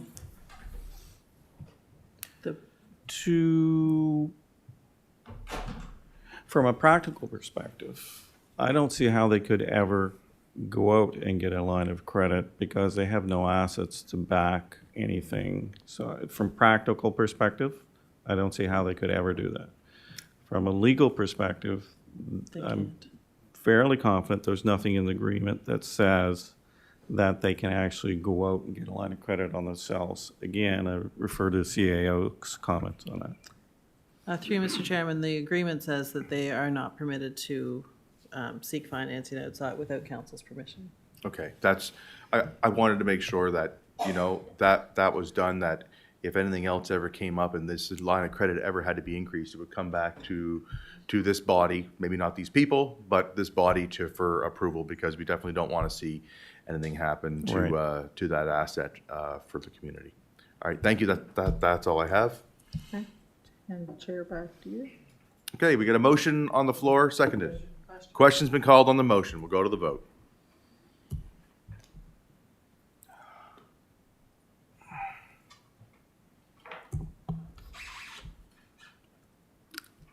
And the motion's passed unanimously.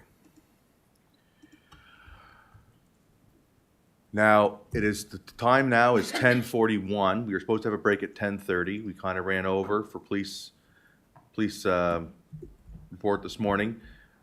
Is the will of council take your 10-minute break now, or get through all of the items with the Director of Finance, then take a break before we go into the Comfort Center funding as per the schedule? What's the will of council? For those just do a straw poll, those like to take a break, just raise your hand. There we go, there's enough. So we're gonna take a break now till 10:52. Take a 10-minute break.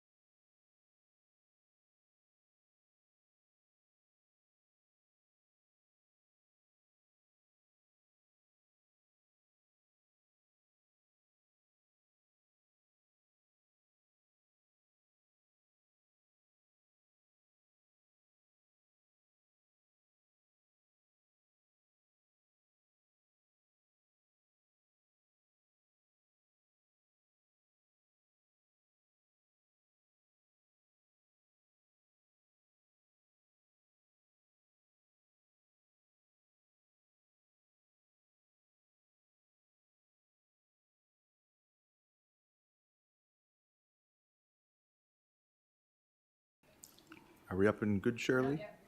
All right. All right, welcome back, and we're going to carry on with the service capacity study. There we go. So this next report is in relation to the service capacity study, wastewater and water. So after each fiscal year end, we have a process in finance where we come back after all the accounts are reviewed and we're ready with the audit report. We come back normally in June of each year, and we have a report to council that basically says, here's a bunch of things that weren't finished at fiscal year end, various projects and things of that nature, and that we need to ask council to carry the funding forward into the next fiscal year so those projects can be completed. So again, with this fiscal year end, March 31st, 2023, that was done, and there was a report that came to council on June 20th, the Corporate Services Committee meeting, and it listed a whole wide range of projects and issues. However, finance staff made an error, an oversight in relation to that list that was presented, in that this project, the service capacity study in wastewater and water, finance staff thought that this was actually done and complete for the fiscal year ending March 31st, 2023. But in fact, there was more work to be done and should have been on that report. So what we're asking for in this recommendation is simply addresses this oversight on that report. There's also an additional, it's been identified that there's an additional $1,000 for each one of these studies, so $2,000 added to that as well to address this and finish up that project. Now, this will not have any impact on our bottom line in this current fiscal year 23-24. It's simply moving numbers back and forth between the reserve amounts. So this is what this particular motion is all about, and that's what we're recommending to rectify this matter, Mr. Chair. Thank you. First up to speak, Council Mitchell. Thank you, Mr. Chair. I'll move the recommended motion as presented. Moved and seconded. See no further discussion. Question. Question's been called. And the motion's passed unanimously. Next up, Mount Uniacke Streetlight additions.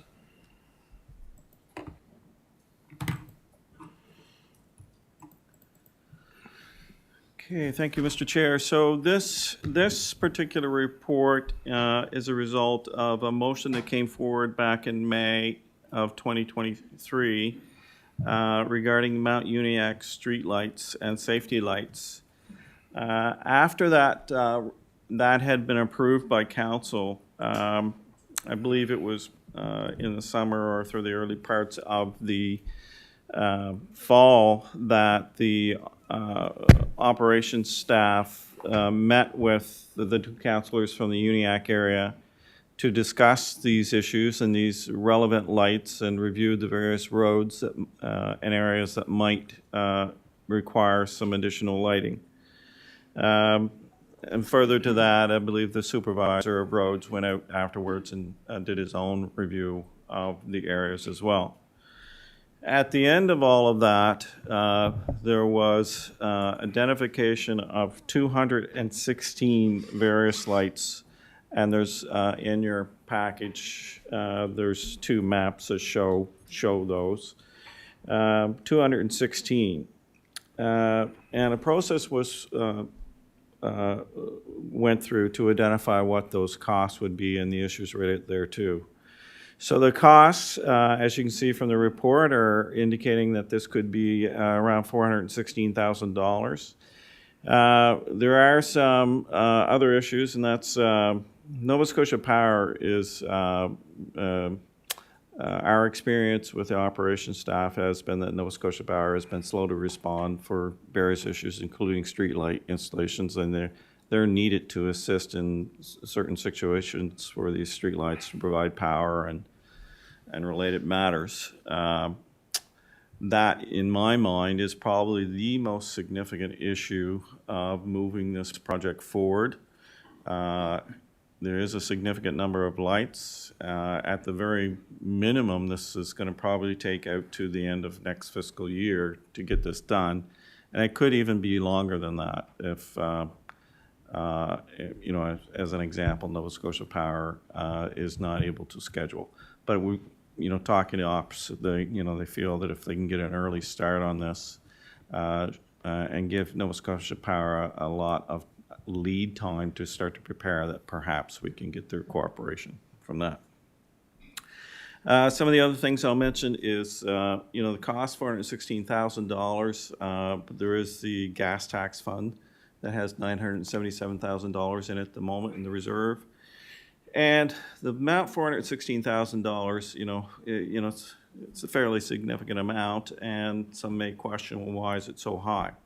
So the estimates that the operations staff prepared in doing this, you know, they're looking at historical experience in relation to the components of getting these lights installed, which not only includes the parts, but you also have the costs of Nova Scotia Power coming out and doing their work, which can vary greatly from area to area. And also you have the traffic control people as well. And you cannot rely on past experience explicitly to do projections. So when the numbers were prepared, they did provide you know, a safety factor in their numbers to feel confident that we'd be able to get this job done within the numbers that are being presented and not have to come back to council at a future date. My feeling is that the numbers that are being projected here for an overall cost will get the job done well within that number, but you don't know what's going to happen down the road, and some of these issues may incur more costs. Every light is a specific type of situation, and will, you know, be an issue unto itself. Another issue related to this is the ongoing tax rate for the two tax rates. So we had a look at that in finance, and we feel strongly from what we see right now that these two tax rates are not going to change by very much at all. And of course, we're talking about a future time period. We're not talking next fiscal year. At the very earliest, it'd be the fiscal year after that, 25, 26, in which case you're going to have to take into account the various assessment rates for all the related parties or properties that have to be identified. So we don't know the numbers right now, but we're very confident they're not going to be much of a change, and I would, from what I see, probably lower than what they are right now in both cases. Let's see. Okay, I think, you know, other than the report itself, which lists all the various streets in here that were identified both by operations staff talking to the councilors, but also operations staff doing their own work. That lists everything in here that they identified.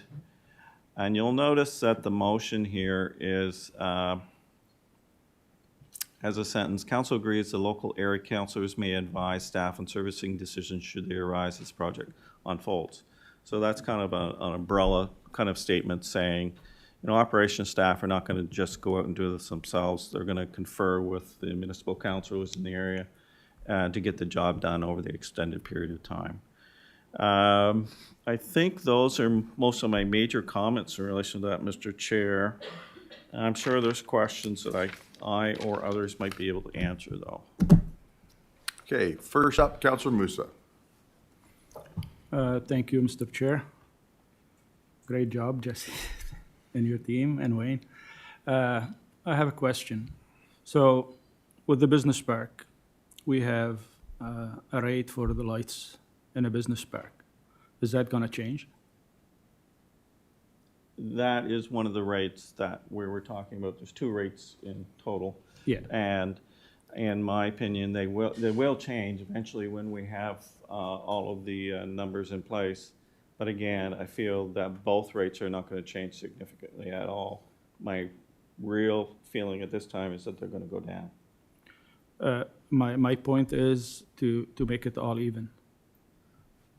Change, Because, you mean to make them the same? Because, yeah, the business park is our biggest investment in East Hants.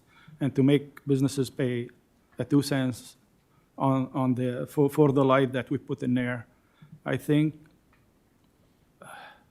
and to add a little bit more to it, while we're providing the whole community with our gas tax money for lights, I think we should, I'm in favor of increasing like the rate for everybody and make it even for the whole community now that we are a street light community as a whole. So I don't know how that is gonna work. I'd like to see the number before making any decision, like what they still owe on their lights, if we can, like, I know that it's not paid, is it paid for, like all the light paid for? So they don't owe nothing on it. So I'm in favor of making it all like uniform, like the whole community pay for everything, which makes sense to me. I don't know about the other councilor, about Michael, what he thinks. But I don't think they should pay more. If the whole community is lighted up now, so we shouldn't have that big gap between like 2 cents and fraction of a cent. If I can, Mr. Chair. So my thoughts are, absolutely something to consider.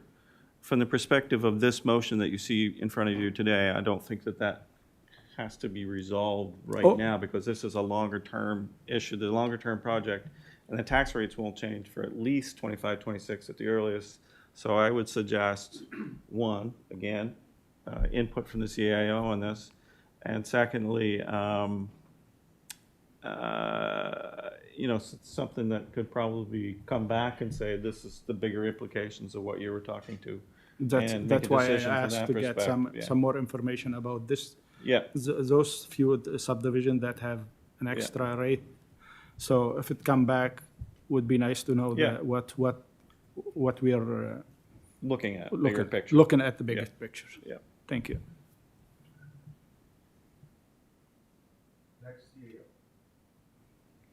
Through you, Mr. Chairman, so as far as tax policy goes around your streetlights, I mean, councilors can charge, you can set the rates. You have that right to set the rates.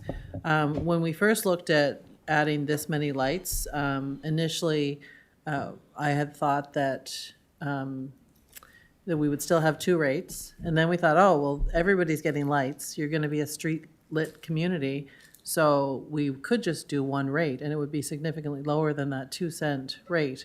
When you start to look at the map, not everyone has lights. So that's going to be the political decision that you'll need to weigh in on, to say there's still some fairly large areas that don't have lights along the trunks and routes. So that's why we didn't go there this time, because there are still some fairly significant areas of the community that won't have those lights along the trunks and routes. Council can decide going into your 2025, 2026 budget, if you want to get that analysis of what it looks like to have just 1 rate. That's a really easy number to calculate. I wouldn't do that until you're actually mostly lit and change that, but that rate would go down significantly if it was across the whole of Uniac. You would have to decide, do you just want to do both of those districts and whoever's in them just get streetlights? And we do have that example, in some areas, people pay for streetlights that don't have them right outside their house, and they pay like a nominal amount towards them, 1 or 2 cents. So we do have examples where that happens, where they pay for sort of the streetlights in the more urban area. But you're not an entirely lit community at this point. That would take a significant investment more to make that happen. So if you want to make a motion now to have that calculation done for 2025, 2026, we can do that, or we can just put that as our notes for that budget session to bring that analysis forward. Yeah, no, it's okay. No pressure on that. But I think even the people the resident that don't have street light on their street, they all use on the main road to get home, and that will make it safer for everybody in the area.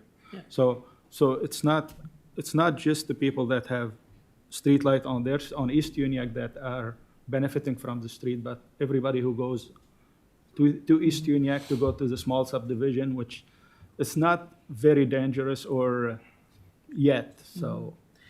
So part of this revision, through Mr. Chairman, is bringing back the map on your streetlight. So for this revision, we would add all of those subdivisions that are getting actual lights on every second pole into the Mount Uniacke streetlight area rate, the subdivision area rate, which is also the business park area rate.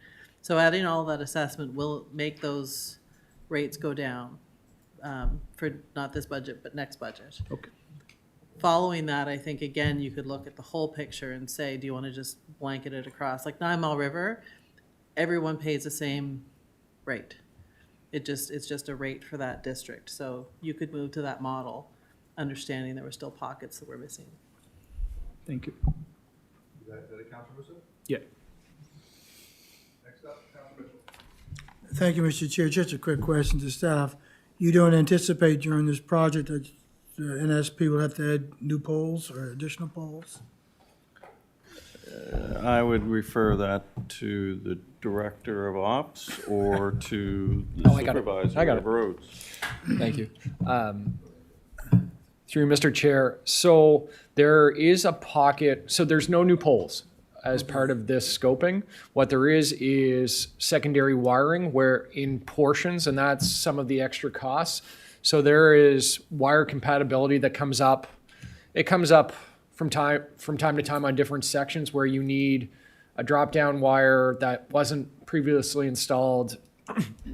And it's cost of the labor really to install that. So that's in there in portions. And what staff did was we had an assessment of the entire area done to see where the wiring was existing or not existing. So we're pretty confident on the scope. The poles is not in play. And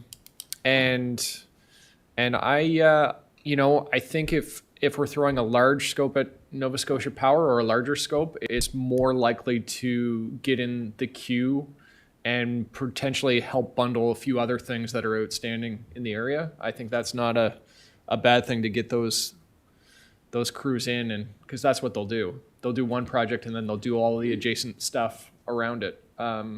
So I see a win there too. Did I cover your questions? There was polls or was that? Yep. Thank you, that's all. Thank you, Councilor Mitchell. Next up, Warden Rolls. I'd just like to move the recommended motion. Moved and seconded. I'd just like to pass it over to the warden for 1 second. Thank you, Warden. Nope, fully supportive of this. I want to commend staff for their efforts on this. This is something that's a little long overdue, as there was one subdivision that currently was paying the enhanced light rate that was not receiving the services that they are paying for. So this is going to address that as well, which is good. And I think it's going to be good for the community. And then when it comes down to the install, we can look at the rates at that time. Thank you. All right. Question's been called. We'll go to the vote. And the motion's passed unanimously. Thank you, Wayne. Next up on the agenda, Wade. Next up on the agenda, Knoll Fire Department, a municipal grant program for comfort sending funding.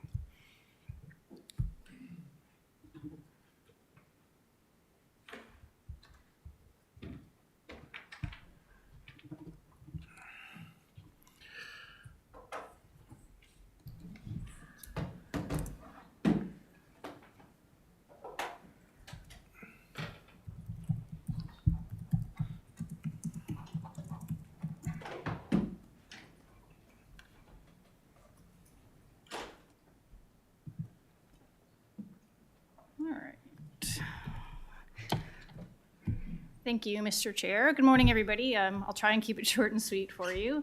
Back in 2006, there was an original policy for funding for comfort centers.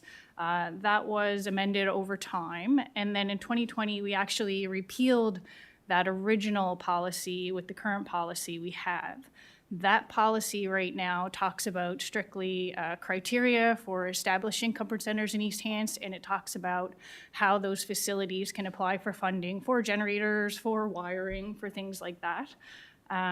In that, the Knoll Fire Department has been a comfort center for many years. They've activated several times throughout the years in the event of an emergency.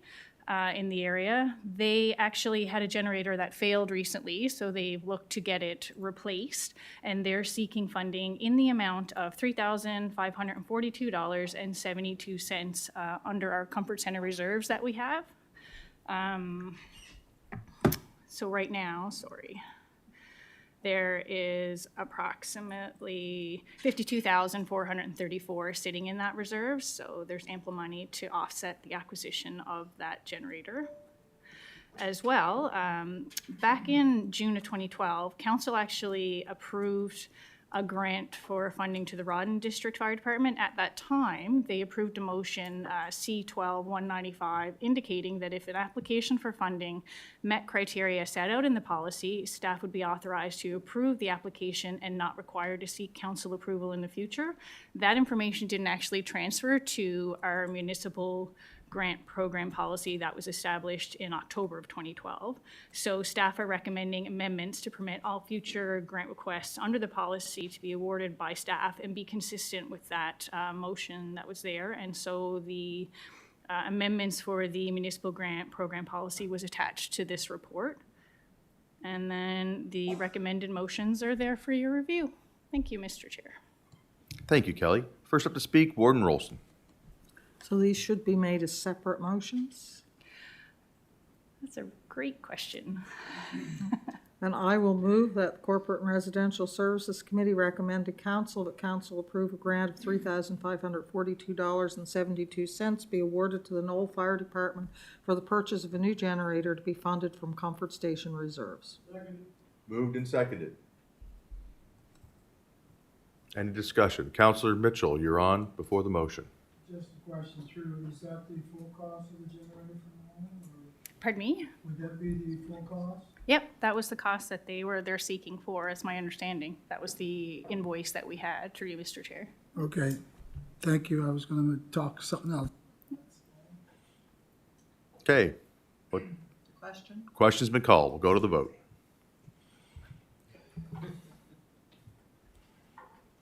And the motion's passed unanimously. Still on, Warden?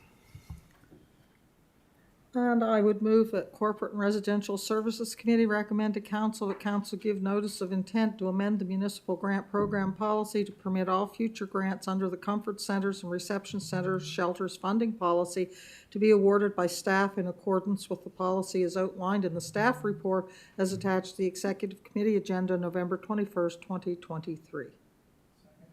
Moved and seconded. On before the motion, Councillor Ryan. Thank you, Mr. Chair. Through you to Kelly, can you refresh me on how this fund is replenished? Is it replenished every year, or is there funds added every year? Through you, Mr. Chair, no, I don't believe we've added to that reserve funding for quite some time. So we've kind of kept it at that amount right now, yeah. So there's no yearly funding? Yeah, we did for a okay. while. My thought is Generac generators are becoming, propane generators are becoming the kind of the norm or nuance of generators now. They're significantly more expensive and has staff considered the change in how things are evolving with those Generac generators? And would we have enough money set aside if there was an influx of applications? Through you, Mr. Chair, we actually haven't, honestly. We haven't done much with the Comfort Center Reserve policy in a long time to even the funding policy to figure out what that would look like for those types of generators. These funding requests don't come in very often, the ones that are there. Knoll is the first one to come in to have to replace the generator that we had, and I think Walton did actually back in 2019. They increased their generator for that reason. So no, we haven't looked at it, but it's something we can certainly take a look at to see if that's something we should consider to bump up the funding. Well, I think it's important to, you know, for these policies that we be current with the availability of items in that, the newer items that are in the market today. And I think, you know, we should be prepared for an influx of when that market changes. Those are my thoughts. Thank you, Mr. Chair. Thank you, Councilor Rhino. Warden Rolson. Following up on Councillor Rhino's comments, I just mentioned that back when Rodden Fire put their generator in, it is a propane Generac generator, and there was the additional cost of that install and the, you know, getting propane hooked up and everything as well. So I think it is probably a good idea to look, because that's been almost, well, it's been at least 10 years ago since that generator was installed, and although it has not seen heavy usage, I don't know what the lifespan of those things are, even if they're, I mean, it's started and tested regularly and everything. But I think perhaps it is something we should look at adding some funding to that grant program, because there will be replacement generators needed. And should a fire department wish to change from a gas generator to an automatic propane generator, there would be additional cost with that. But it would certainly be convenient for the fire department to know that if the power went out, that generator will automatically kick on to keep the systems running at the fire hall. So, and heat for the trucks, and so I don't know if we need a motion to do that, or no. Okay, thank you. Thank you, Warden. Okay, there's a motion on the floor. Question's been called. We'll go to the vote.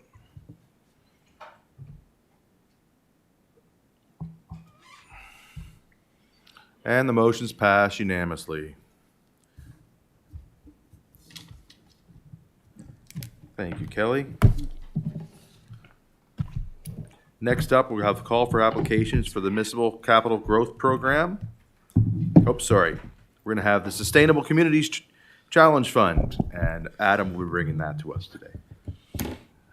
Thank you, Mr. Chair. I'm going to present this on behalf of Amy's good work here. And the report in front of you today is really a check-in with council on a grant opportunity that's presented itself, the Sustainable Communities Challenge Fund. This is their second round of intakes. They did an intake last year for this, which the municipality applied for. We weren't successful. It was really oversubscribed. We did receive some feedback from them, and them being the NSFM is managing the grant on behalf of the province. So this is really the second round, and so we've retooled a new application. As you can see in the staff report, they really just put the call out in late October with a very quick turnaround of November the 14th for pre-screenings. We had about 2 weeks there to retool an application, and what we have submitted for the pre-screening was electric charging stations as a kind of a pilot through a few locations in the municipality. And for those of you that were here in early 2020, council at that time had actually provided us with direction for a different grant opportunity for a similar type project. We weren't successful at that time in 2020, so we basically picked the pieces of that application up and reformed them to put this expression of interest in forward for you. And so what we're looking at is really focusing kind of on the community assets as EV is becoming more. The government set, their timelines with the 2030, 2035 to transition away from the fossil fuels into electric vehicles for light duty vehicles. And so us as a municipality, we can kind of start working towards that and really helping define our municipal plan for EV. So what we've got in the application is some charging stations at the Lloyd E. Matheson Centre, which would not only serve as kind of municipal vehicles, but we have significant tenants in this building, provincial library, tenants, the aquatic center is also next door, so it's kind of a little bit of a hub that way. We've looked at a tourism site out at Burnt Coat as a potential location. There's 40,000 visitors that travel through there. And then the third location is the Sportsplex. So that's what we have in our application, and there's different funding amounts. The one we're looking at is 80-cent dollar, so we would be contributing, if council wanted to move forward and we were successful, we'd be contributing $50,000, and the grant contribution would be $200,000 if we were successful. So we've done the EOI. We have another, just looking at the timelines here, we have a full application due on the 28th, which is 7 days from now. So really today's conversation is really a check-in with you. Do you see we're on the right track? Would you like us to continue? If not, we will just stop the process and not submit with a grant application. And otherwise, we will continue on the path for the 28th and submit that. The motion here we have in front of you is really, it's a motion that's contingent on receiving the grant application. So we'd like some direction to include $50,000 into the draft budget, contingent on receiving that other $200,000 of this application process. So that really is the snapshot of the report in front of you. Open to questions. There is a little bit of a summary there of what we've put in kind of the pre-screening. I really touched on that about the locations. And I'll turn it back to you, Mr. Chair. Thank you, Adam. First up to speak, Councillor Rhino. Thank you, It's coming. Thank you, Mr. Chair. Through you. So you're looking, if the application is successful, you're looking for another $50 added to the draft budget for next year's budget. Am I correct in that? Correct. All right. Personally, I appreciate looking forward. I think it's forward thinking. But I deal in realistic things, putting $50,000 in a draft budget for next year. When I have people out there on fixed incomes who are on income assistance who are struggling from day to day and living paycheck to paycheck, to automatically try to put $50,000 into it's only a small amount of money in the big scope of things, but it will increase the tax rate. I do predict. And I'm just a little leery with the way the world is and the people struggling today. We're going to add to a budget next year already with this. But like I said, I understand the forward thinking. So that leads me on to my next question. If we were successful in putting this, I am not an electric vehicle person right now, not to say I won't be. How do we recoup those monies? Because just for an instance, we had a training session at our fire department the other night. A person came from away to attend the training and wanted to plug their electric vehicle in, which we did allow them. But that's still taking away, it's a cost for that electricity. So would this be a free service? Would this be a rate charge for this? How would that work, I guess is my question. Yep. Thank you. Through you, Mr. Chair. Great questions. I've got two questions here, two comments. Absolutely, it's a user pay system. So the systems that we are looking at is when you go to charge your vehicle, you pay with your credit card or your debit. It's a kind of a tap system. And so that would recover the cost. So there would not be a burden to any of the taxpayers for the operations of this. And it would be a similar philosophy that would be applied should it expand down the road. So it is user pay system. The second point about the tax rate and the budget, there's really two comments around that. As this being a capital project, it wouldn't go onto your tax rate. It would be funded through a source of revenue that council would have the input during your budget conversations of where that revenue source would come from. And really what we're asking from council or committee today is kind of that initial level of commitment. So that will help support and strengthen the application, being able to tell them that council has considered this and they are considering it in their draft budget. You still have your budget deliberations, conversations, and so forth, but it really is that commitment to strengthen your application. I understand that. I fully, and we have to look ahead. I think probably, electric vehicles are becoming more and more and more, and will down the road.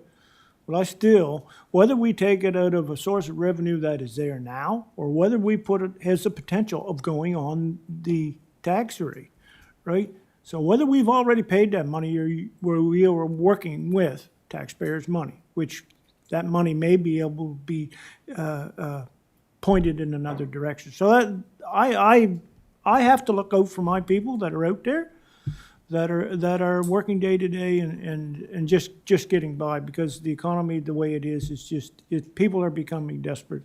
So I think we have to really work on that and watch those pennies, because pennies add up to be dollars after that. How do you foresee, is that the recoup of charge on that, on electric charging? Is that a private, whoever has the outlet or the source of electricity, is that the rate set by them, or the rate set by the Public Utilities Board, or how do you foresee that going forward on the rates being charged for a charging process? Through you, Mr. Chair, it would be connected to the municipal power sources, and then we would define the rates to recover. So anyone that had these charging systems, would be responsible for setting the rates themselves? Yes, Is that correct? correct. Well, I can see that changing down the road as more and more things, and I'd see the Public Utilities Board coming in on that, so, very quickly. Those are my thoughts. I appreciate you answering my questions. Thank you. Thank you, Councillor. Next up, Warren Rolston.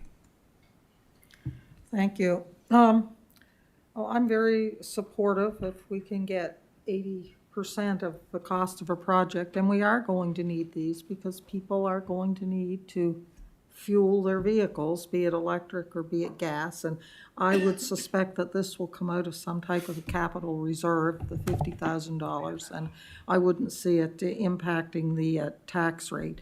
And I think by not taking advantage of programs which allow us to have the majority of the installation of these things paid for by other levels of government at this time, we would run the risk of, down the road as things come out and all of a sudden we need a lot of them, paying a premium price at that time. So I am going to move the recommended motion. And I guess it's not on the screen. Do you want me We're to going to pull read? it up here quickly. I just had a technical issue with my laptop. Well, I'll move that the Corporate and Residential Services Committee recommend that council direct the CAO to submit an application to the Sustainable Communities Challenge Fund to fund electric vehicle charging infrastructure with a municipal contribution of $50,000 to be included in the draft 24-25 budget contingent on successful grant funding. Moved and seconded. On before the motion, Councillor Mitchell.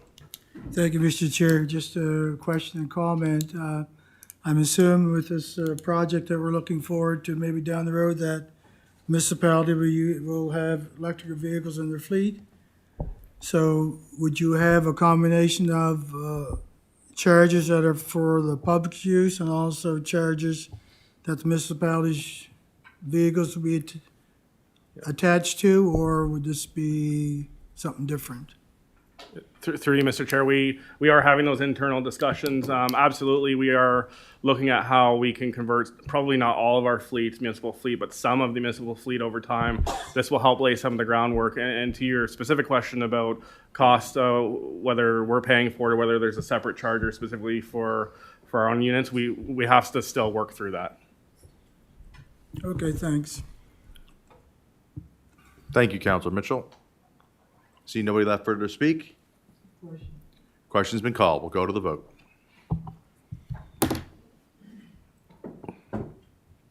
And the motion's passed unanimously.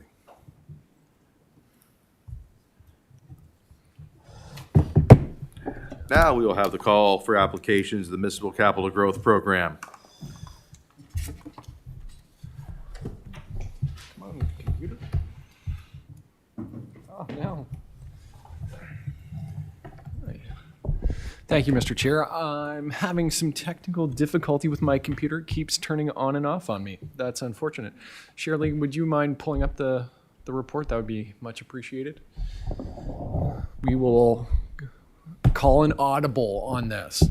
So the Municipal Capital Growth Program, so the application process is now open. It's a one-time funding project offered by the province to support population growth. The deadline is December 13th. So there was a quick turnaround on staff getting this here. So staff are proposing 4 submissions to be made by the municipality. The program can receive up to 50% funding for a project with the aforementioned or the mentioned categories. There is a spelling error on that. That should be a capital B in brownfield development. I apologize for the grammar on that.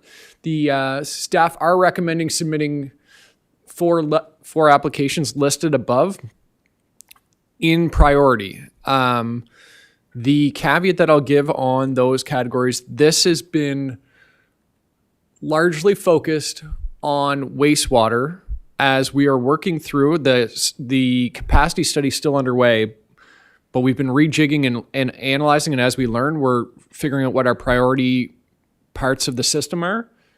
And these 4 projects, the first 2 in particular, have to happen first for our overall system.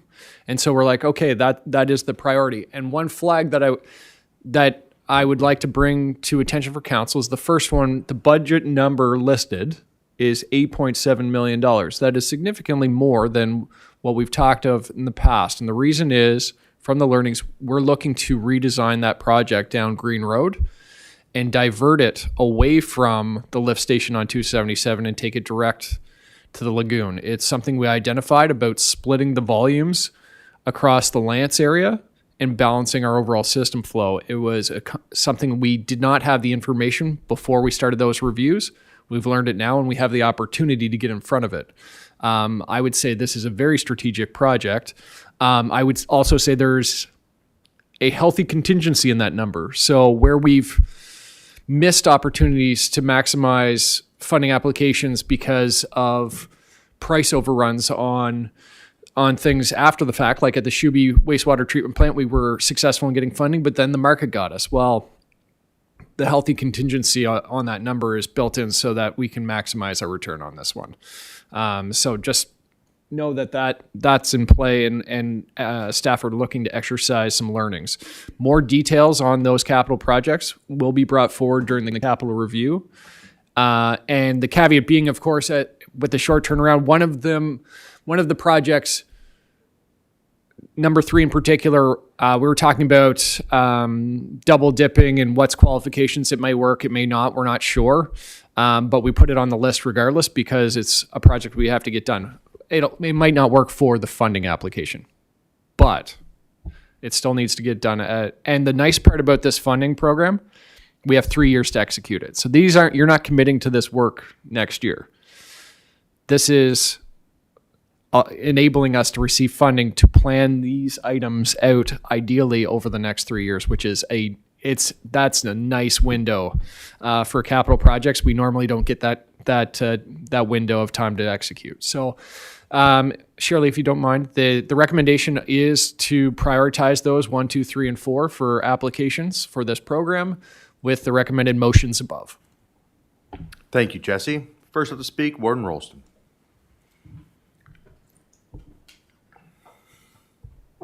Thank you. Well, it's always good news when we need to do things that are going to cost us more and there's a grant pool opens up that we can recoup some money. So I will move the first of the 4 motions that council prioritize project 16-009, the wastewater collection upgrade in Lance, as the municipality's first priority for funding applications through the Municipal Capital Growth Program for 2023. Moved and seconded. On before the motion, Councillor Mitchell. Recommendation on the bottom of page 2 says funding application for these 3 capital projects, so that'd be a 4. Through Chair, that was a typo. So there was 3 projects originally on the first draft of this, and then upon more detailed review with our engineering team, I switched it to 4 and I missed that. So it is the 4. I sent you that. That's 2. That's 2. You caught on me. I said, that's it. Yeah. Next up, Councillor Tingley, on before the motion.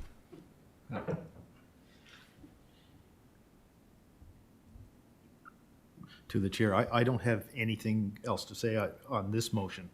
I was just going to move it if somebody else didn't, or I'd move any of the other motions as well. Questions been called on the motion presented. It's passed unanimously. We need that.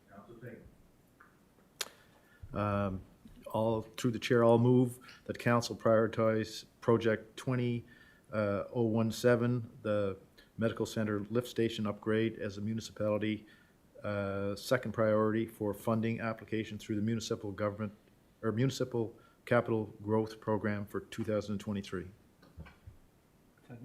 Moved and seconded. Questions been called. Go to the vote. Motion's passed unanimously. Gordon Rolston. I would move that council prioritize project 10-041, the sewer upgrade Highway 214, as the municipality's third priority for funding applications through the Municipal Capital Growth Program for 2023. Moved and seconded.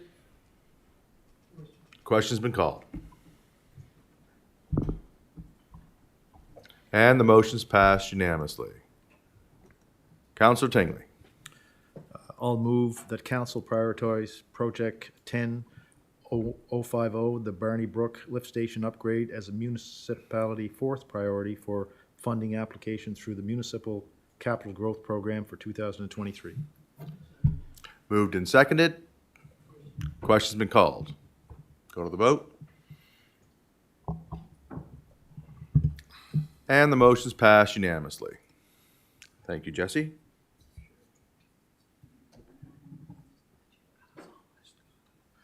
Trying. Next up, CAO on the 2024 regular municipal election staff report number 1. And just to let you know, the Laker is running about 5 minutes late, and when they show up, hopefully we'll be finished this one, and we'll take a break. We'll get the holiday photo finished, and if need be, that'll be the end before lunch. Thank you.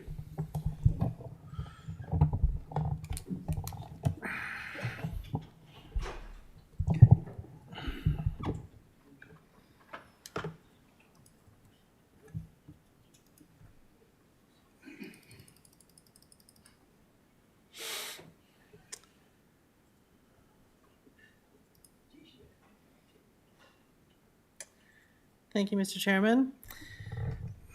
So as many of you probably feel like you just got here, we're planning for another election. So this time next year.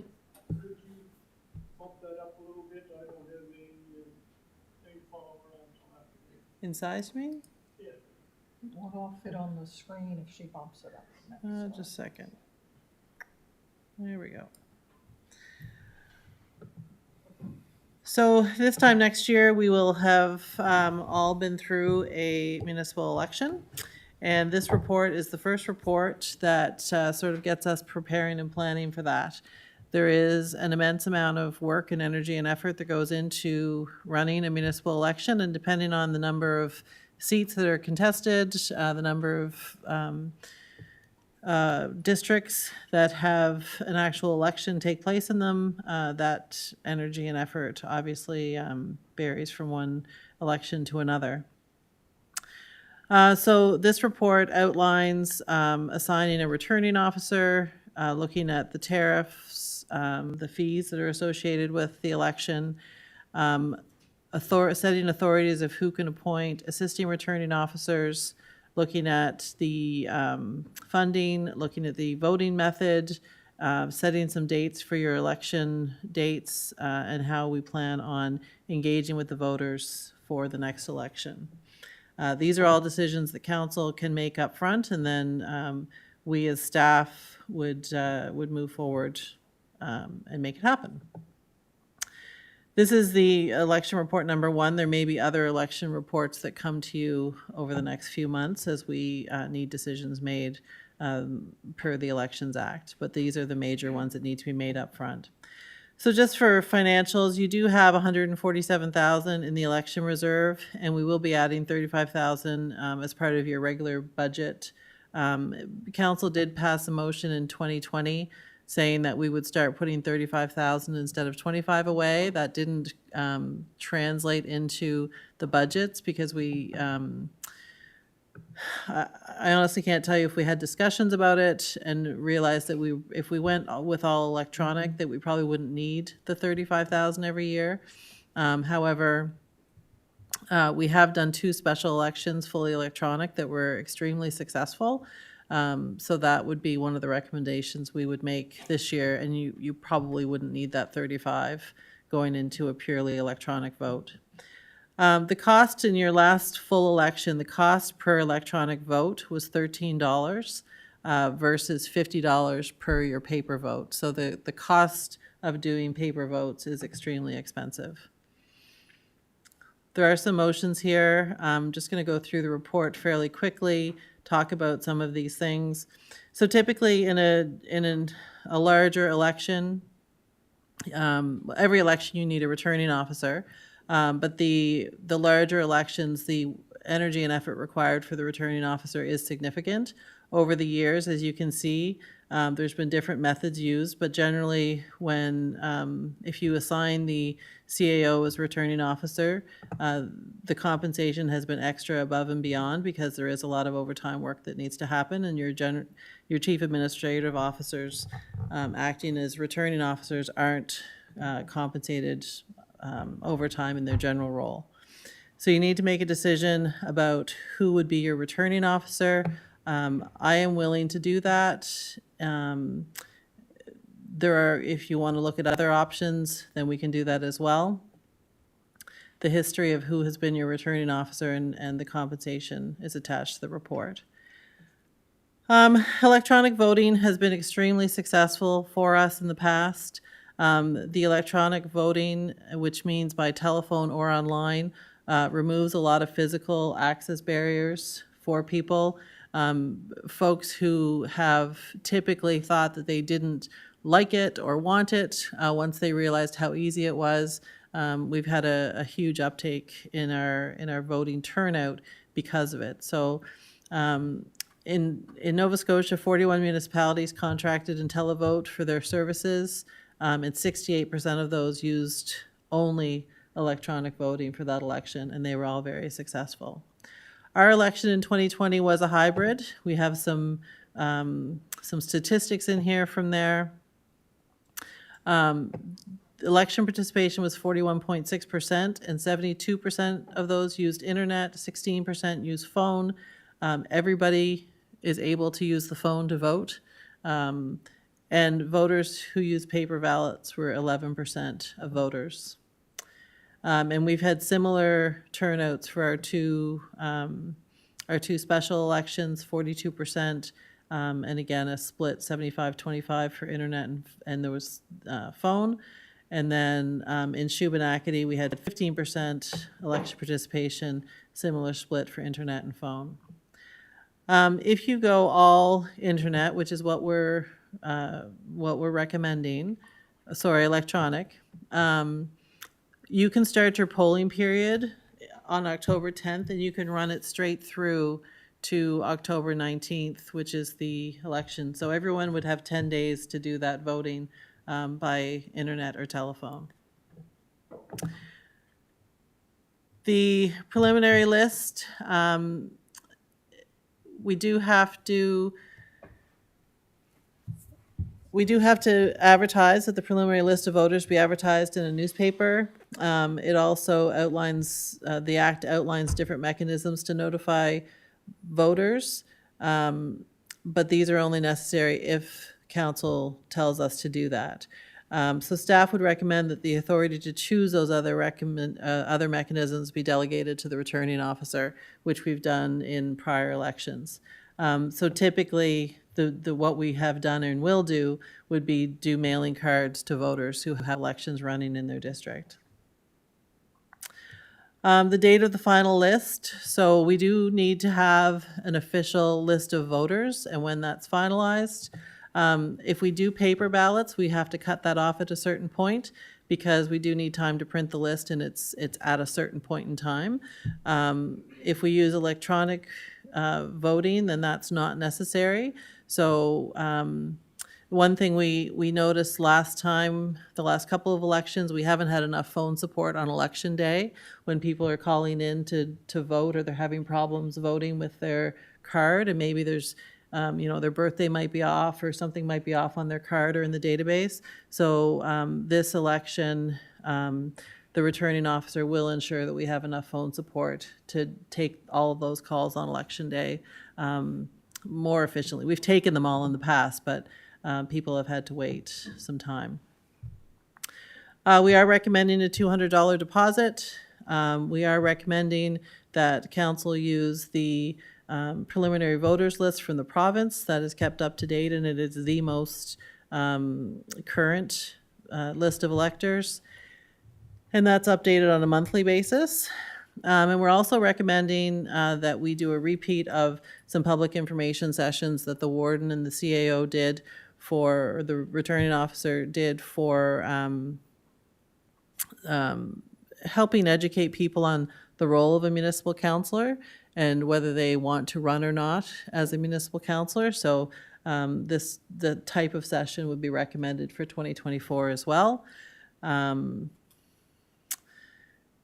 So as far as discussion, the proposed schedule is here outlined. We would have an advanced polling period, and then we would have your regular municipal election polling day on the 19th of October. We did add quite a bit of information in here around the cost of different elections. What we didn't do was to do the full cost of what a full paper election might cost. If that's something that council wants to consider, then we would bring back another report with that. But you would be looking at using most, if not all, of your election reserves or more. One thing we have been told is by Elections Nova Scotia is that the cost of polling clerks and staff to run elections in person is going to be significantly higher, up to 20% higher. And there is a significant concern that the people just won't be there to hire and train. And hiring and training folks is a significant effort for a paper election. I can speak to that. We've been having difficulties finding that type of employee to work those types of events, and it is significant time and energy for that.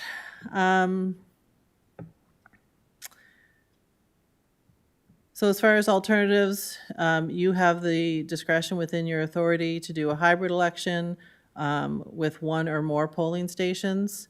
Adding polling stations will drive the cost of the election up significantly, as I mentioned. The report also recommends that we sole source or single source to IntelliVote, but we would also have an option, council may choose to put out an RFP for electronic voting services in lieu of going and using IntelliVote. This would add complexity and to the project timeline, the project being the election, but that's absolutely at your discretion. So attached to the agenda, we did have the brochures from IntelliVote relating to the statistics around electronic elections, electronic voting. There are several components to this motion. One is that we do need to have some funding in this budget. I'm estimating about $10,000 for preliminary expenses if we start to prepare for this election. So that would be spent before March 31st out of your elections reserve. The other one would be to appoint myself as returning officer to a maximum of $25,000, and that will be based on the number of actual overtime hours worked with invoices to be approved by the warden. The act actually requires that the CAO, that council can give the CAO, not the returning officer, the authority to set the fees and expenses for the election, as well as to appoint the assistant returning officer. And I don't know if Shirley and I have actually spoken about this, but it's assumed that Shirley would be the assistant returning officer. The council agreed to a full electronic method, internet and phone for IntelliVote Systems, Inc. for the 2024 municipal election. The council set the dates for the advanced polling period from Thursday, October 10th, 2024 to the closing of voting on regular election poll day of October 19th, 2024, and nomination day would be Tuesday, September 10th. The council agrees that in addition to the methods mandated by the Municipal Elections Act to notify the public of the preliminary list of electors, that it be left to the discretion of the returning officer to determine additional notification mechanisms that will improve the accuracy of that list.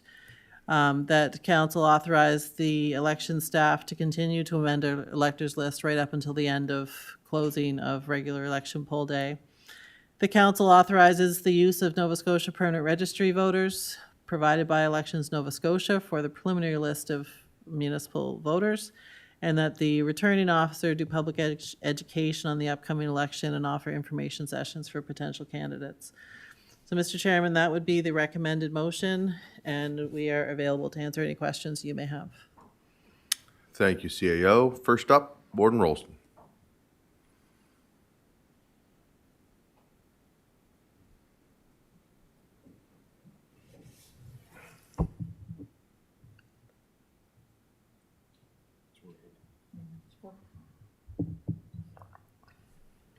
Okay, thank you. Well, I don't think it's any secret around these chambers that I have been very supportive of the electronic and telephone voting. And I was very pleased with how it worked last election. And I had many, many, many voters within my district comment to me after the fact as to, while they had been initially a little bit nervous about it, how easy it was and how much they appreciated not having to go out at that time because COVID was still a fairly prevalent thing at that time, and how much they appreciated being able to vote from the comfort of their home using their telephone, laptop, desktop computer, whatever they used to vote with. I think by having more people on the phone system here to more quickly solve issues that arose, although I didn't have any complaints about that. I had some people whose the information on their card didn't match and they were having trouble, and they called in and it got fixed, and it worked very well. And given, as we've discussed here earlier, that these are challenging times for people, and so financially to save that money of assuming we could find people to work the polls and that to begin with, and to save folks the cost of having to drive, in some cases, a fair distance to a polling station to cast their ballot, I think this is the way of the future. I think that this is the way to go.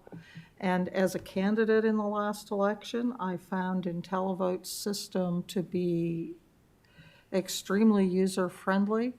I wasn't hiring poll clerks or anything I just felt that it worked extremely well. So for those reasons, I'm not going to reread the motion that the CAO just read all 10 parts of. I am going to move the recommended motion. Moved and seconded. There's a few people on before the motion. First on before the motion, Councillor Rhino. Thank you, Mr. Chair. For the record, for those of you who have done it, there's nothing as invigorating as marking your X on a piece of paper and placing that ballot in the ballot box. I just want to say that is the finest feeling that I think that there ever was. But having gone through an election with electronics, I think there are definite advantages to it. Also, I don't have a problem with chiseling your X in stone neither, but we have to stay up with the times and go. And I guess I can remember that when we talked about this electronic voting the last time, there was, I think, two of us that were very much against it. And anyway, it has changed a lot of thinking process right now. The process that I have a problem with is being able to vote 1 week before actual polling day. Well, it's not polling day. It's polling week is what it is. Let's call it for what it is. It's polling week. District 5 will look a lot different next year.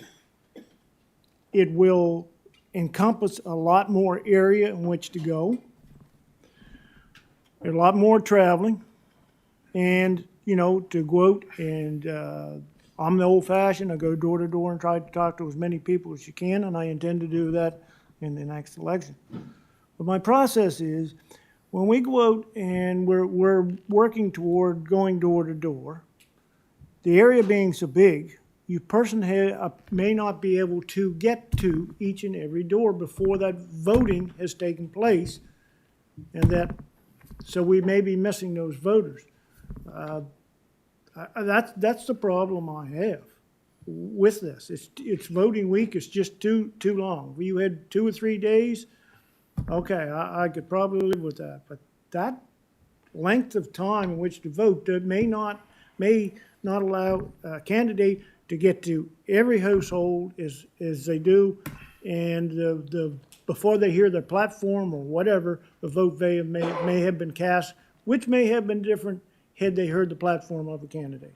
That is the problem, I guess, that I have with it. Thank you. Thank you, Councillor. Next up, Councillor Garden Cole. Thank you, Mr. Chair. Through you, I do support the online voting as long as there's a telephone, because everybody has access to a telephone, especially over a period of days. And I'm thinking of all those elderly people or anybody who doesn't have access to online devices. My only request for this, and maybe this isn't the time to present it, is that in the literature that is passed out to the potential voters, I want it to say somewhere that whether they vote or not, that can be seen. This is just something I encountered when going through this election process that was an awkward issue, and I just want voters to know that if they have voted or not, that will be known, but of course it won't be known how they vote. And that's it for me, thanks. Thank you, Councillor. Councillor Tingley. Just a quick question through the chair. I'm obviously in support of the motion, but to the CAO, is there much difference in the work of the returning officer if it's done electronically versus?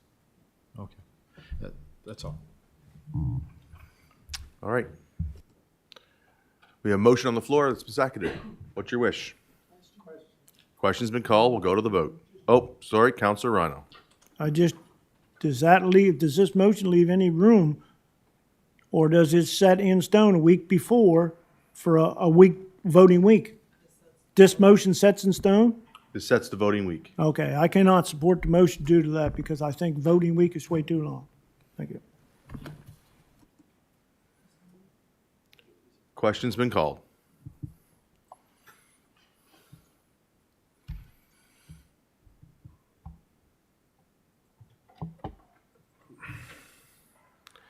The motion is passed 9-1 with Councillor Rhino voting nay. CAO.